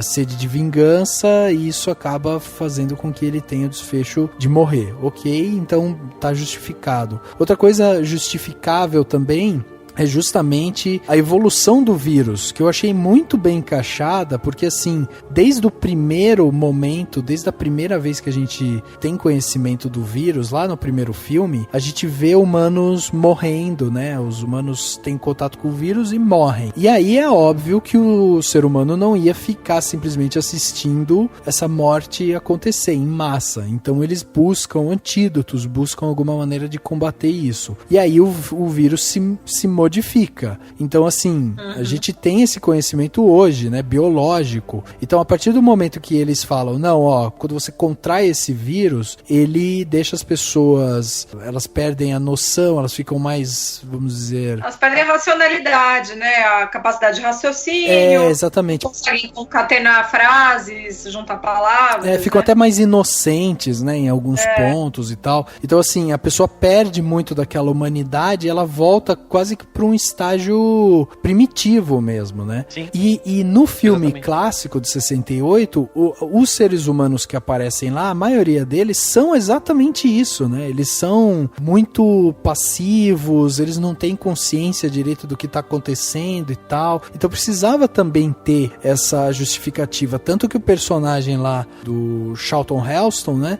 Ele é o cara que traz essa consciência humana. Ele que começa a trazer questionamentos, ele que levanta questões ali e tal, para que a raça humana comece a tentar se modificar. Então, o filme conseguiu costurar, né, algumas justificativas que eu achei muito legais, muito boas, assim, da gente ver como realmente era possível, né, da gente justificar o que era o filme clássico. E aí eu dou todos os méritos justamente pro Matt Reeves, que fez, né, ajudou a fazer lá o roteiro e tal, porque ele trabalha essa câmera, de uma câmera mais próxima e tal, também lembra muito do Planeta dos Macacos, o primeiro filme de 68. Então, assim, ele trouxe vários elementos intrínsecos, não intrínsecos e tal, que foram fazendo links com o filme clássico, e isso torna a coisa mais palpável, porque hoje em dia, quando a gente olha para essas trilogias, para prequel, blockbuster e não sei o que,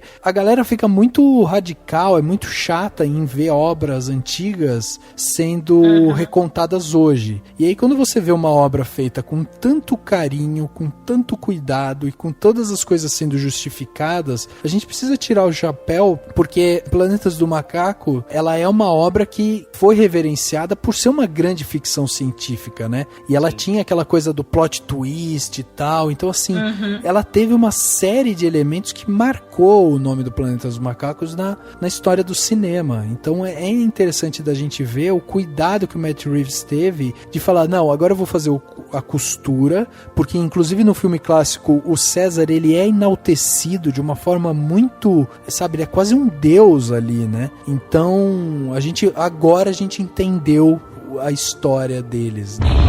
We find ourselves on the eve of battle against these beasts. And years from now, you can tell your children, I fought to protect this world. This is our last stand. And if we lose, it will be a planet of apes.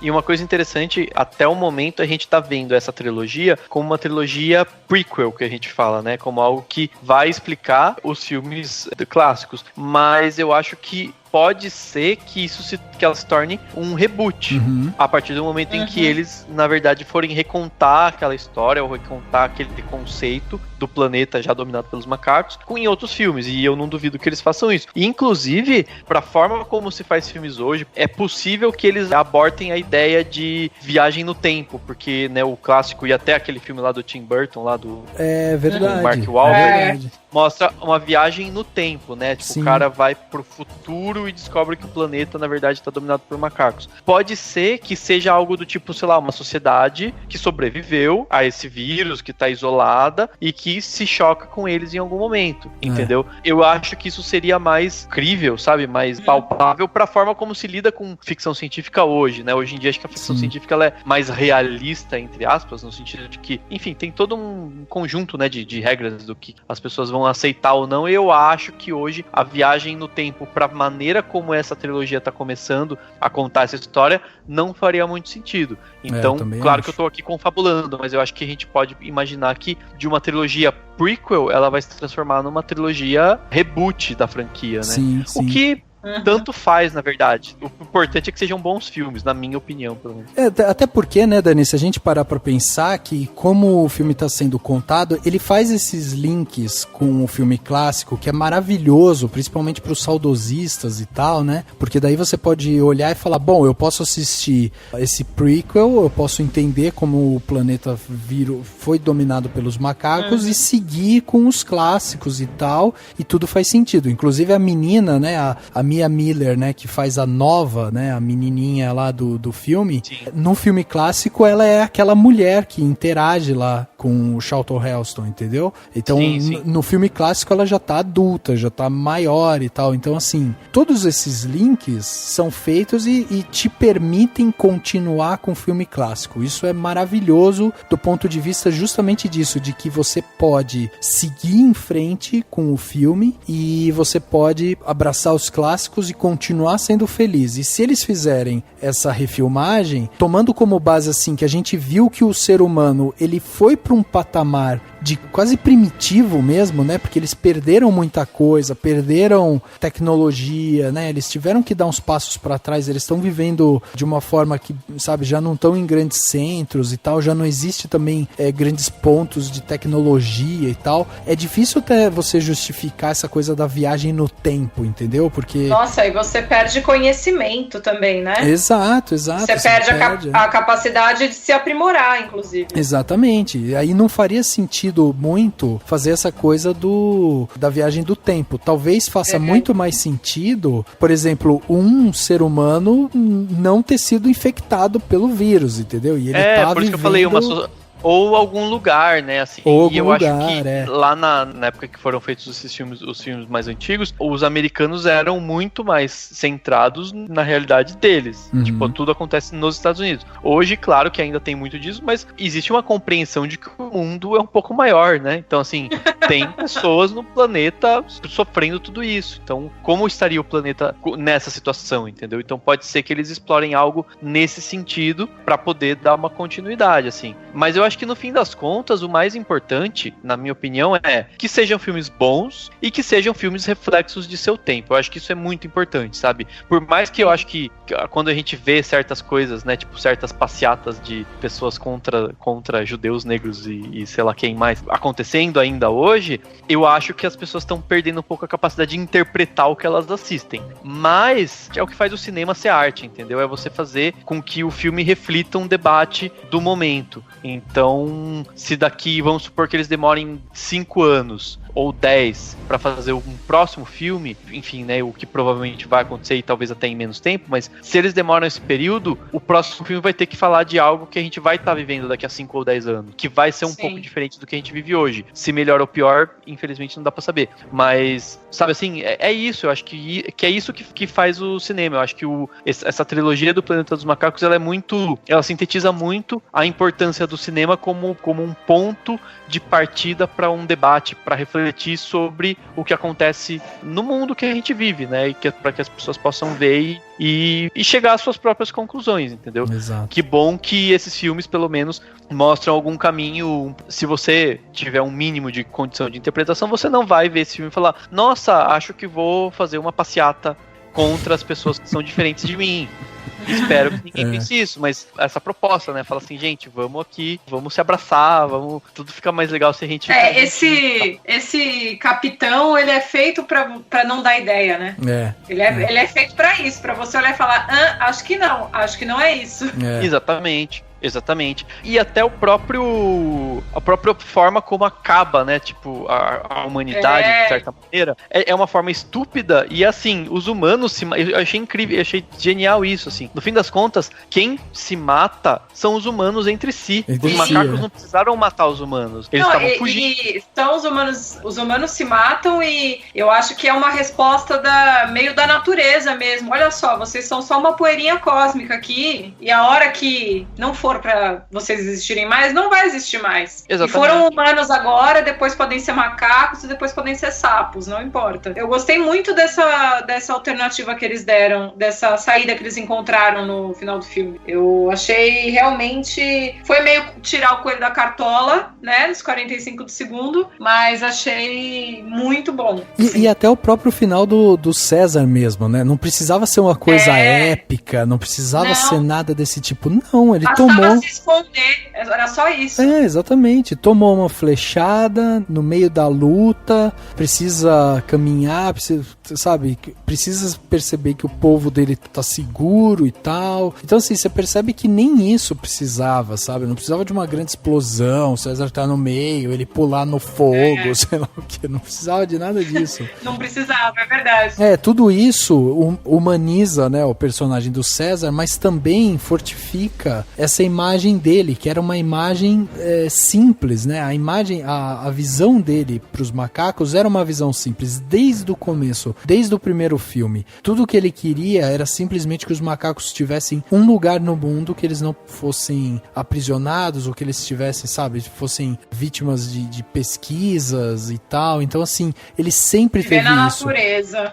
E aí eu acho legal porque esse final, de uma forma tão simples, né, de você mostrar essa morte do César de uma forma tão simplória e tal, condiz com o começo do filme, né? Que você vê que apesar dele estar tão machucado, porque eu acho muito, muito impactante a primeira cena quando a gente entra na pele do César. Primeiro porque a gente já percebe a idolatria dos outros macacos com ele. Segundo que quando a câmera inverte, né? Ela vem pra frente, você vê o rosto do César, a gente percebe o quanto ele tá machucado e cansado com essa guerra, o quanto ele tá, quando ele tá desgastado com toda essa situação. Ele tá magoado, ele tá triste, ele tá com raiva, ele tem muita coisa ali. Ele tá meio velho. Ele tá velho, ele tá cansado. Então assim, aí quando essa câmera vira, e aí ele tem aqueles humanos ali e tal, você percebe que apesar de todo o cansaço dele, ele ainda tem essa mentalidade, essa vontade de tentar viver em paz junto com os humanos, quando ele liberta, né, os 3 soldados ali. E ele fala, olha, vão lá, voltem e falem pro coronel que eu tô disposto a não atacar, sabe, a ter a paz aqui, se ele também tiver disposto a isso. E aí a gente percebe que mesmo nessas condições, ele ainda tá tentando ir atrás de alguma coisa que ele acredita. Então, assim, é muito legal da gente ver como eles brincaram, né, com isso, com essa coisa da humanidade dele, do pensamento, né, que ele tinha, e como ele se manteve firme ali dentro das ideologias dele e tal, e como isso fez com que ele se tornasse realmente esse ícone, esse líder que os macacos precisavam. Trilha sonora, o que vocês acharam? Queria saber, por curiosidade mesmo, porque pra mim ficou meio mais ou menos, ficou meio marcadinha, assim. Mas não marcadinha nem pro bem nem pro mal, né? Assim, ela tá lá. Meio no pra mim pareceu que o Giacchino tava no automático. Deixa eu... exato. Melhor expressão, concordo. Exatamente. Ela não é marcante, não é uma trilha assim que você fica embasbacado com ela e tal. Ela não atrapalha, o que já é uma vantagem, né? Mas é realmente isso, é meio que piloto automático mesmo, né? Ela não tem ela não tem grandes, assim, momentos épicos e tal, não tem.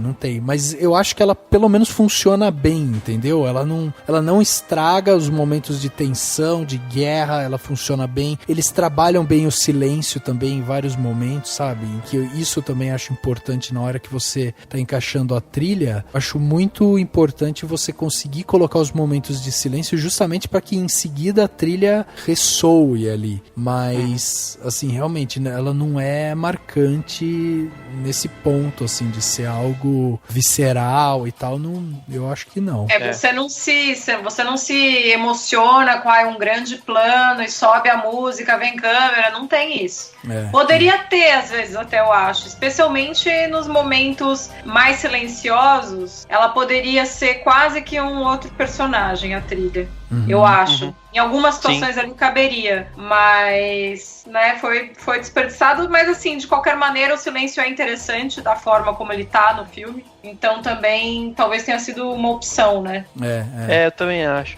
Eu fiquei meio assim naquela hora que eles estão fugindo, que tem tipo uma coisa meio cômica. Por um lado é legal, né, assim, é bacana porque dá uma quebradinha, mas por outro, sabe, parece que perdeu o impacto e tal, não sei, sabe, podia ser um pouquinho menos cômica, um pouco menos desenho animado, assim. Mas por isso, assim, acho que foi o ponto mais fraco do filme, assim, de um filme tão bom, foi um ponto que podia ser melhor, né, assim. Teve uma outra coisa no filme que eu não curti tanto, que eu não curti. Quando aconteceu, eu falei, nossa, mas por que ele usou esse efeito? A transição deles, quando eles estão em viagem ali da região do mar e tal, e indo pro norte, pro poço dos humanos e tal, ele faz uma transição pra uma elipse temporal que ele usa um fade, uma fusão, mas é muito feio aquilo. Eu olhei e falei, por que ele usou isso? Se for, tudo bem, não estamos nos anos 70, nem 60, mas é algo dessa época que se usava. Eu olhei e falei, tá, depois fez sentido, porque, claro, os macacos levaram muito mais tempo pra chegar lá no lugar do que os humanos, né? Então fez sentido por isso. Ele deu uma economizada no tempo, depois ele justificou. Mas eu achei muito estranho, aquilo me incomodou, eu falei, nossa, não precisava. Eu não curto esse tipo de transição. Eu acho que ali foi mais uma referência referência ao clássico, sabe? Porque, exato. E tanto que ele usa, tipo, eu acho que é uma vez só que ele faz isso, depois não tem mais. Então, eu acho que justamente por ser uma... choca. Não é algo que né? aconteceu mais vezes, aconteceu só aquela vez. Depois, realmente, justificou, porque eles demoraram muito mais tempo do que os humanos com carro, com não sei o que, pra chegar. Então, ok. Mas eu achei muito esquisito ser uma só, no filme inteiro. Um corte que você faz dessa fusão esquisita. Eu acho que é mais isso. É porque assim, a gente percebe que o Matt Reeves, ele tentou usar técnicas justamente pra trazer um pouco mais do que era aquele ambiente do clássico e tal. Essa câmera próxima, você tem alguns momentos ali que lembram bem, né? Tem aquela cena ali no pôr do sol da praia, uma referência óbvia ali, né? Então, a gente percebe um pouco isso. Da trilha, Dani, voltando um pouquinho, o Giacchino, ele ganhou o Oscar em 2010 com Up, né? Que tem uma trilha belíssima, realmente. Inclusive, o filme é muito montado em cima da trilha. Depois de Up, em 2010, vamos combinar que ele tá no modo automático já faz um tempo, né? Porque a gente vai ver aqui que ele trabalhou nesse filme do Planeta dos Macacos, mas antes disso ele tinha feito aí o Homem-Aranha, que também não tem nada demais a música, o próprio Rogue One, que também é ok, não é nada sublime, Doutor Estranho, né, mais uma vez, a gente tem o Star Trek Beyond, Zootopia, Jurassic World. Eu gostei do que ele fez no Star Trek, gostei do que ele fez, e agora eu posso estar viajando, mas ele fez o Jurassic World, né? Sim, Jurassic World.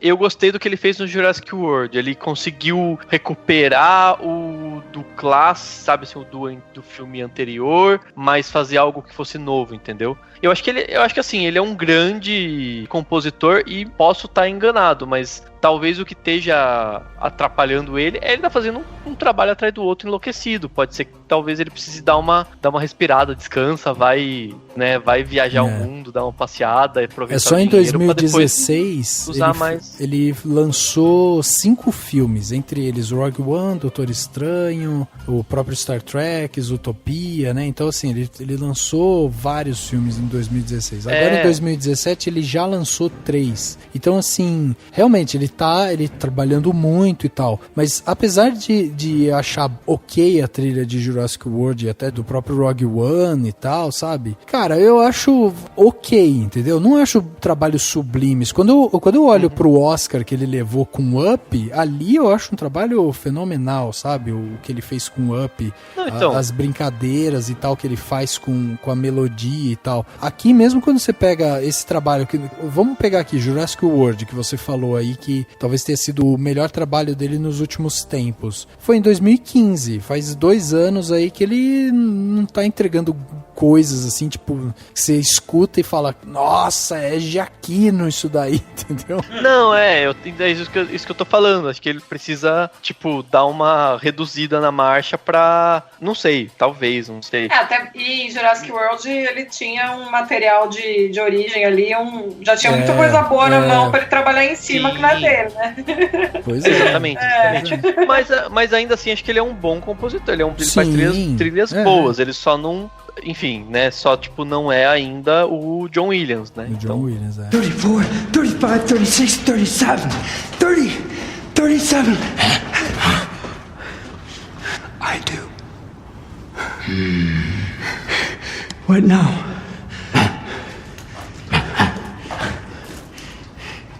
What?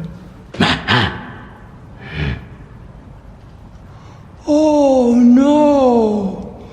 Oh no! No, no! No, no, no!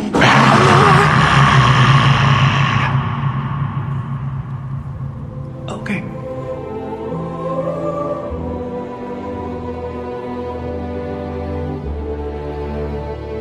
Bom, vamos lá então, vamos dar as nossas notas aqui, né, pro filme de 0 a 5, pra gente carimbar quanto que o Cinemação vai dar aqui, né, pra Planeta dos Macacos, A Guerra. Então vamos começar aqui com o Dani. Qual que vai ser a sua nota, Dani, de 0 a 5? Cara, as únicas coisas que me afetaram, que eu acho que nesse filme poderiam ter sido melhores, foi basicamente a trilha sonora, e talvez alguns impactos, ou enfim, não tem nada que eu veja que poderia ser melhor, mas tem alguns momentos em que eu acho que ele poderia ser talvez mais curto, sabe? Ter um tempinho um pouco mais, sabe, se o tempo de roteiro ou talvez na montagem ser um pouquinho mais enxuto, mas é coisa mínima, tá? E aí junto esses dois eu tiraria meio de um total de 5, então fica com 4,5. Acho que pra mim 4,5 pra esse filme é uma nota ótima e, enfim, é isso. Acho que 4,5 pra mim mostra que é um grande filme, excelente filme, mostra quanto é possível fazer reboot e remake de qualidade, o quanto é possível fechar uma trilogia de forma a se renovar sempre, né? Sem nunca deixar essa trilogia se perder, que eu acho que isso foi mais incrível, né?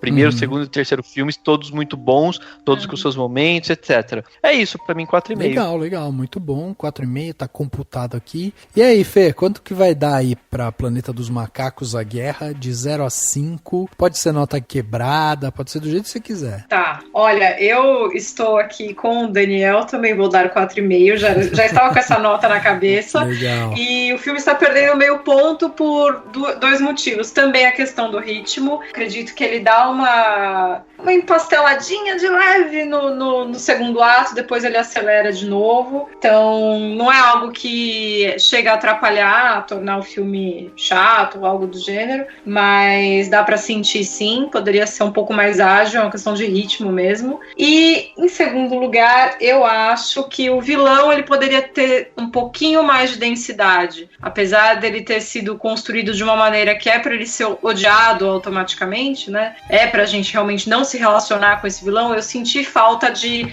algo mais. Eu achei que ele é bastante estereotipado. Mesmo tendo sua função ali, eu gostaria que ele tivesse um pouco mais de densidade. Até porque a gente tem um herói super interessante como o Caesar, acho que teria feito um embate mais bacana, porque pra mim tava muito óbvio, né? A gente já entrou no cinema sabendo que os macacos iam ganhar, então tava muito óbvio, queria que tivesse dado um pouquinho de trabalho, pelo menos no embate ali psicológico entre os dois.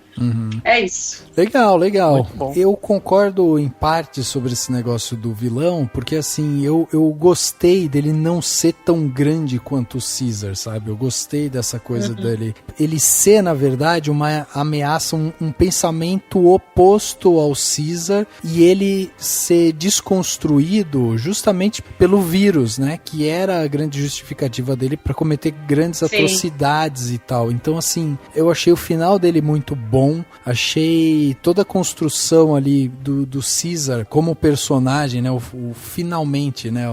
O final do Caesar, né? O que era esse último grande história por trás do Caesar. Achei que foi muito bem construída. Eu acho que ela dá o impacto que ele merece. Ela mostra por que ele é e por que ele foi o grande líder desses macacos. Por que eles veneram tanto ele, sempre veneraram e tal. Então, assim, eu acho que ele é um personagem interessantíssimo. Tem várias coisas dele que a gente pode tomar como filosofia, pode pensar, pode refletir e tal. Ele traz essas questões pra gente. Então eu gosto muito dessa ideia dele, de como ele trata essa coisa da liderança pelo exemplo. Eu acho fantástico também. E na verdade eu vou tirar pontos, alguns décimos aqui, porque assim, eu gostei da personagem da menina, gostei do personagem cômico, porque eu acho que ele dá um alívio mesmo, sabe? Às vezes que acontecia alguma coisa com ele, eu percebi que tinha momentos que eu ria até de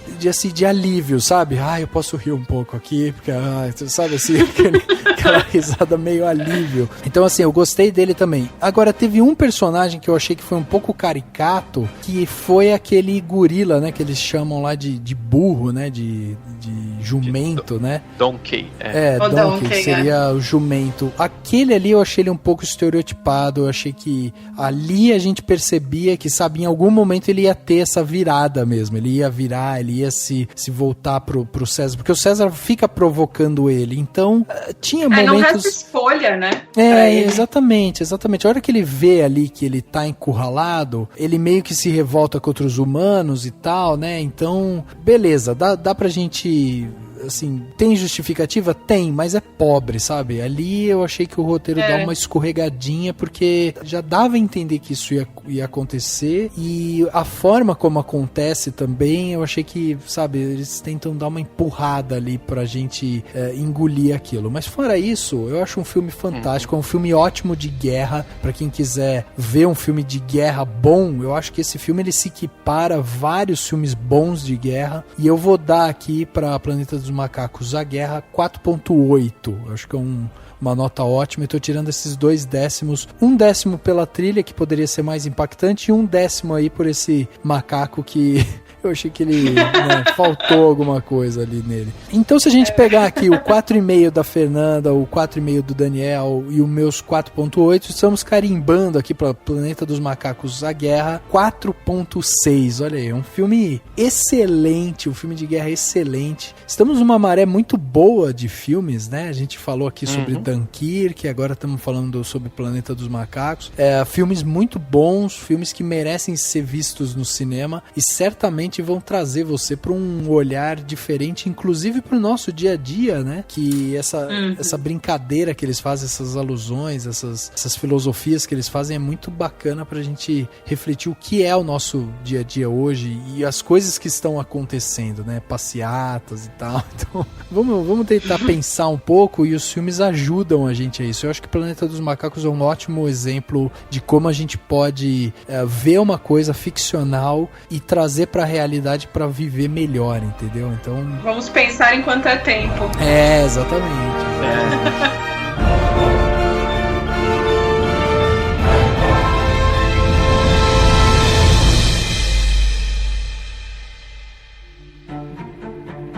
Dicas para a sua semana?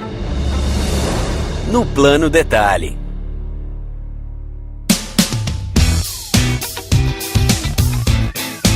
Chegando aqui no Plano Detalhe, aquele momento gostoso onde a gente vai dar aquela dica da semana, né, pra pessoa curtir um pouco mais a sua semana. O Plano Detalhe sempre com várias dicas fantásticas pra você. Então, pra começar, eu vou começar dessa vez. Eu tenho aqui 2 planos detalhes, na verdade é um, só que ele vira 1,5 assim. Eu tenho vindo, né, com os planos de detalhe mais sobre a vida, né, Dani? Filosofia de vida, né? Pior que eu me inspirei nisso, hoje eu venho com coisa parecida. Pois é, eu já falei de aproveite a sua comunidade, vão construir forno de pizza, já falei várias coisas. E dessa vez, o meu plano detalhe é para você ir aproveitar o parque da sua cidade. Eu fui aqui no Parque das Águas, em Sorocaba, fui lá com o meu cachorro e tal, e eles abriram um espaço muito legal lá que se chama Cachorródromo. É basicamente um espaço onde você leva seu cachorro, ele tem um espaço, né, todo cercado e tal, com uns brinquedinhos e tal. Você chega ali, abre esse cercado, entra com o seu cachorro ali e solta o cachorro. E o cachorro sai brincando com as coisas que tem ali e tal. Daqui a pouco chega outra pessoa, solta o seu cachorro, outra pessoa solta o seu cachorro. Daqui a pouco tá todo mundo ali, sentado nos banquinhos e tal, e os cachorros brincando, correndo pra cima e pra baixo e tal. Eu achei muito legal a iniciativa da cidade, né, de criar um cachorródromo, né. Tem uma placa lá que dá algumas dicas básicas, do tipo, não alimente seu cachorro quando ele estiver aí dentro e tal, porque eles podem brigar, né, e tal. Mas eu achei muito legal essa iniciativa, e acho que é ótimo pra você que tá em casa, que às vezes fica na frente do computador muito tempo e tal, você sair assim pra ir no parque, tomar um sol, sabe, ver o cachorro, que é um animal tão inocente e tal, né, brincar e tal. Eu acho que vale muito a pena, justamente assim, por qualidade de vida, sabe, aproveita, vai dar uma caminhada, escutar um podcast e tal, sabe, curtir um pouco mais o dia a dia. Eu tô falando essas coisas porque eu tô pra fazer uma viagem também, onde eu vou pra Gonçalves, no interior de Minas, que é basicamente um lugar pra viver a natureza. Então eu tô numa fase assim, mais natureba, viu? E aí eu tô trazendo planos detalhes. Gonçalves assim. É uma delícia. Se você quiser dicas de restaurantes também. Ah, vou querer, com certeza. E aí eu vou deixar o meu outro 0,5 plano detalhe aqui, que é mais uma vez o convite, né, pra galera que tá escutando a gente, ir lá escutar o podcast onde eu sou o editor do podcast, né, fui o idealizador do projeto, e hoje eu cuido lá da agenda das meninas e tal, que é o Laços Podcast, um podcast voltado exclusivamente para cuidados com pets. Então a gente tem lá os programas que saem quinzenalmente, você acessa, assina o feed, manda seu comentário, diz lá, pô, eu fiquei sabendo de vocês por causa do Cinemação e tal, as meninas vão adorar, e é um podcast que vai dar dicas aí sobre como você cuidar do seu animal. Os últimos programas que a gente lançou, para vocês terem uma ideia, foi falando sobre diabetes, então a gente falou lá o que é a diabetes em cães e gatos, como que ela se manifesta, como tratar e tal, e também falamos aí sobre combatendo os vermes, né, como que faz pra gente eliminar os vermes que ficam nos cachorros e tal. Muita gente pega cachorro na rua e tal, e às vezes precisa fazer esse tratamento e não sabe por onde começar. A gente fez um podcast explicando sobre isso. Então fica aqui meu convite para você ir escutar o Laço Podcast e ir passear com o seu cachorro no parque.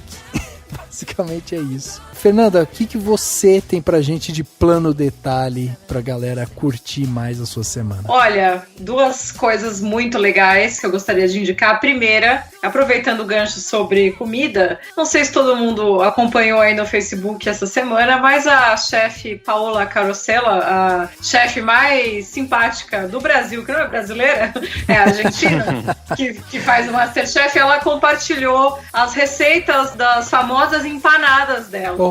Na página do Facebook, então todo mundo tá pegando a receita e pode fazer em casa. Ela deu a receita não só da massa, mas também do recheio. Então quem aí gosta de cozinhar, com certeza vai poder aproveitar a dica, e não é tão difícil não, viu? Não achei difícil. Você fez? Não fiz, mas vi a receita aqui, é tranquilo. Pra quem já fez uma massinha em casa, aí vai tirar de letra.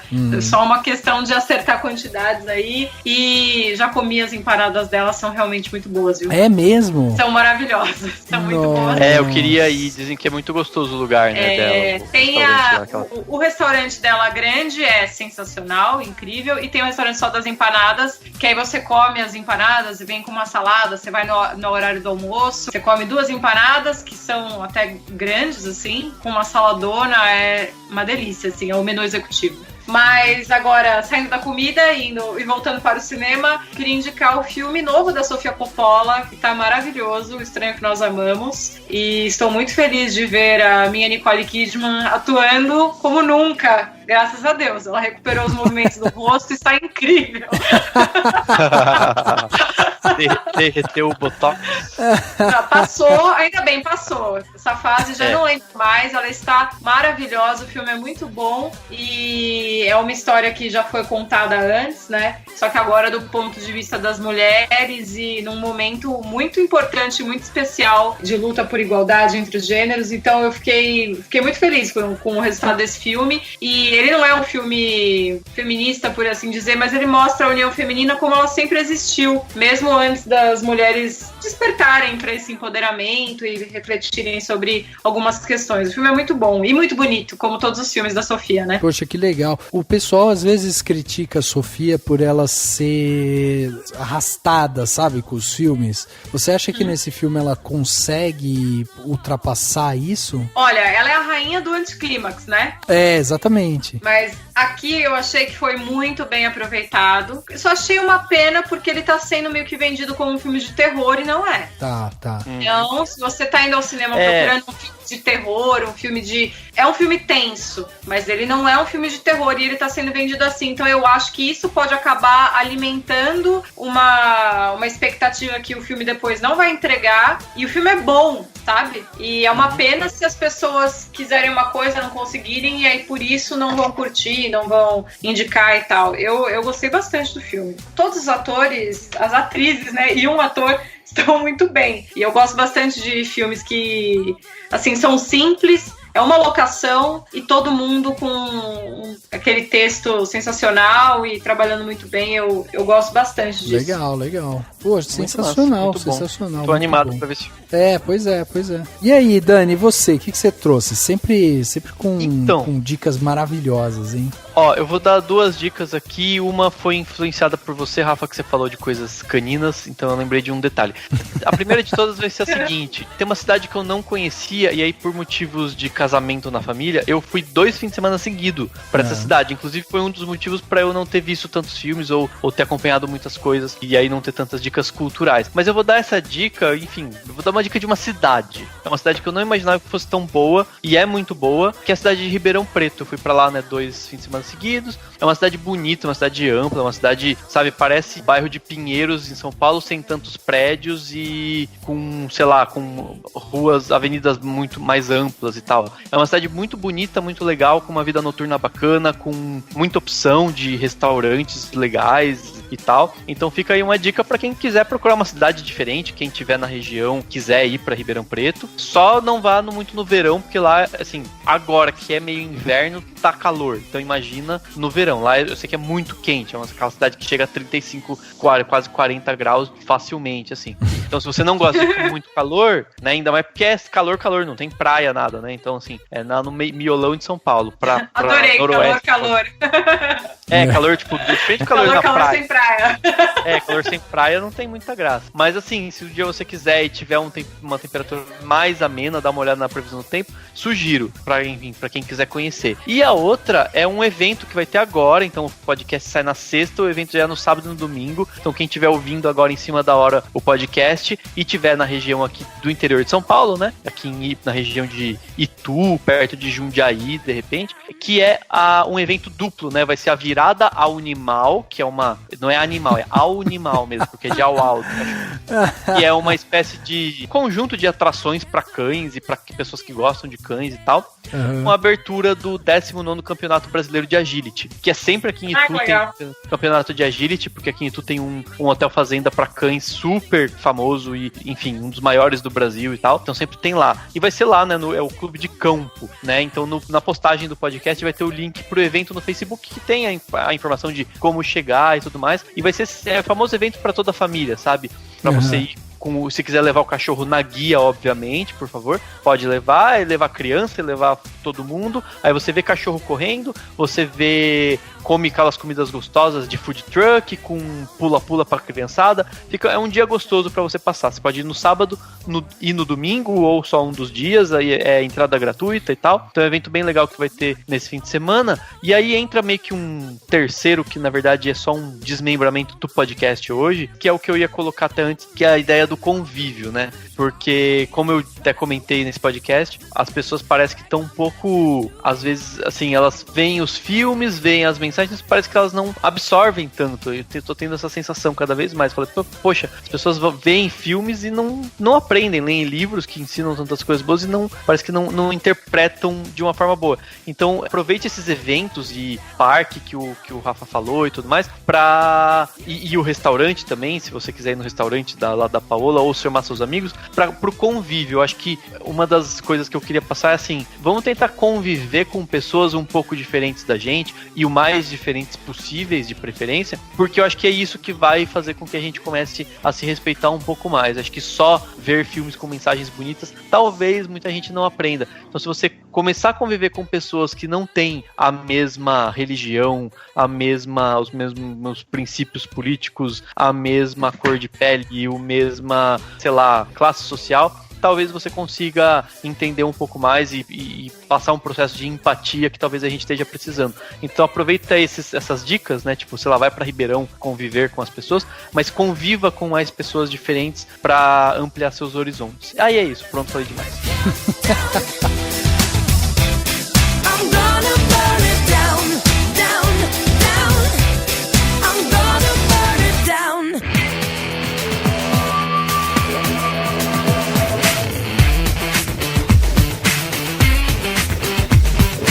Chegando aqui ao final do podcast Cinemação 240, né? Falamos aqui sobre Planeta dos Macacos, A Guerra, um filme sensacional. Tivemos aqui a presença especialíssima aí da Fernanda, né? Que tá aí com o seu canal no YouTube, fazendo maior sucesso. Daqui a pouco a gente vai ter que fazer agendamentos com ela, com a gente, nem fala mais com ela, aquela coisa, né? Olha, gostei do incentivo, viu? Tomara que tudo se torne realidade.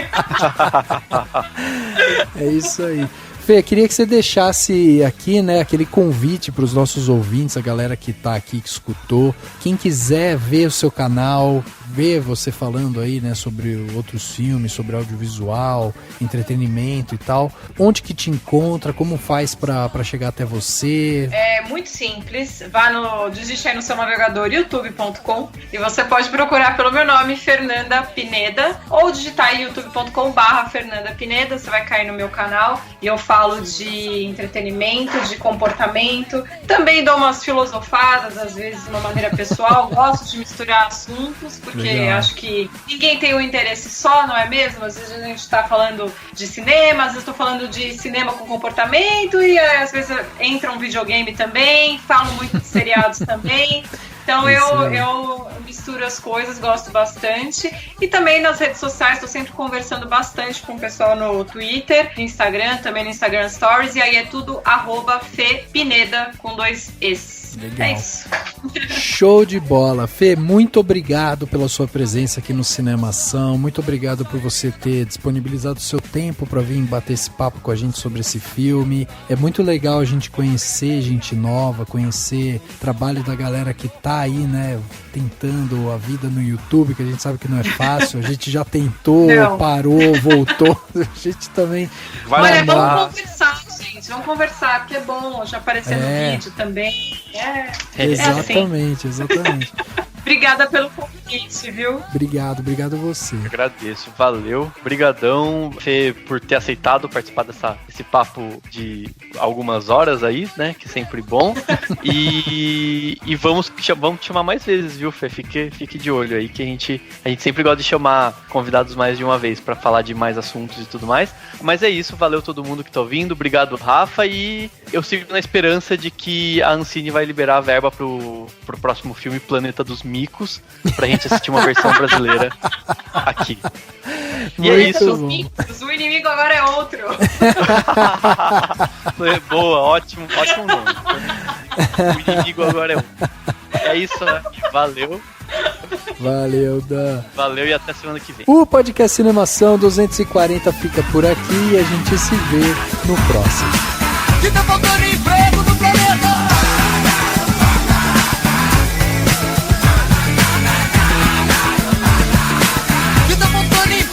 Planeta dos Macacos.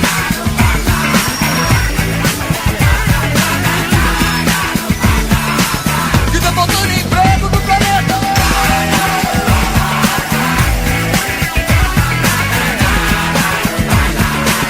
Banana.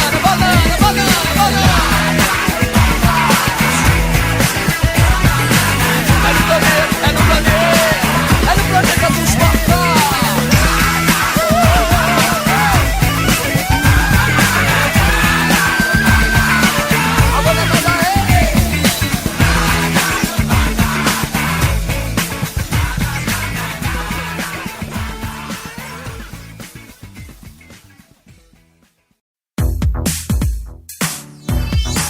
Esse podcast foi editado pela Isso Aí Design. Tudo isso é forma com função. É design estratégico. É isso aí.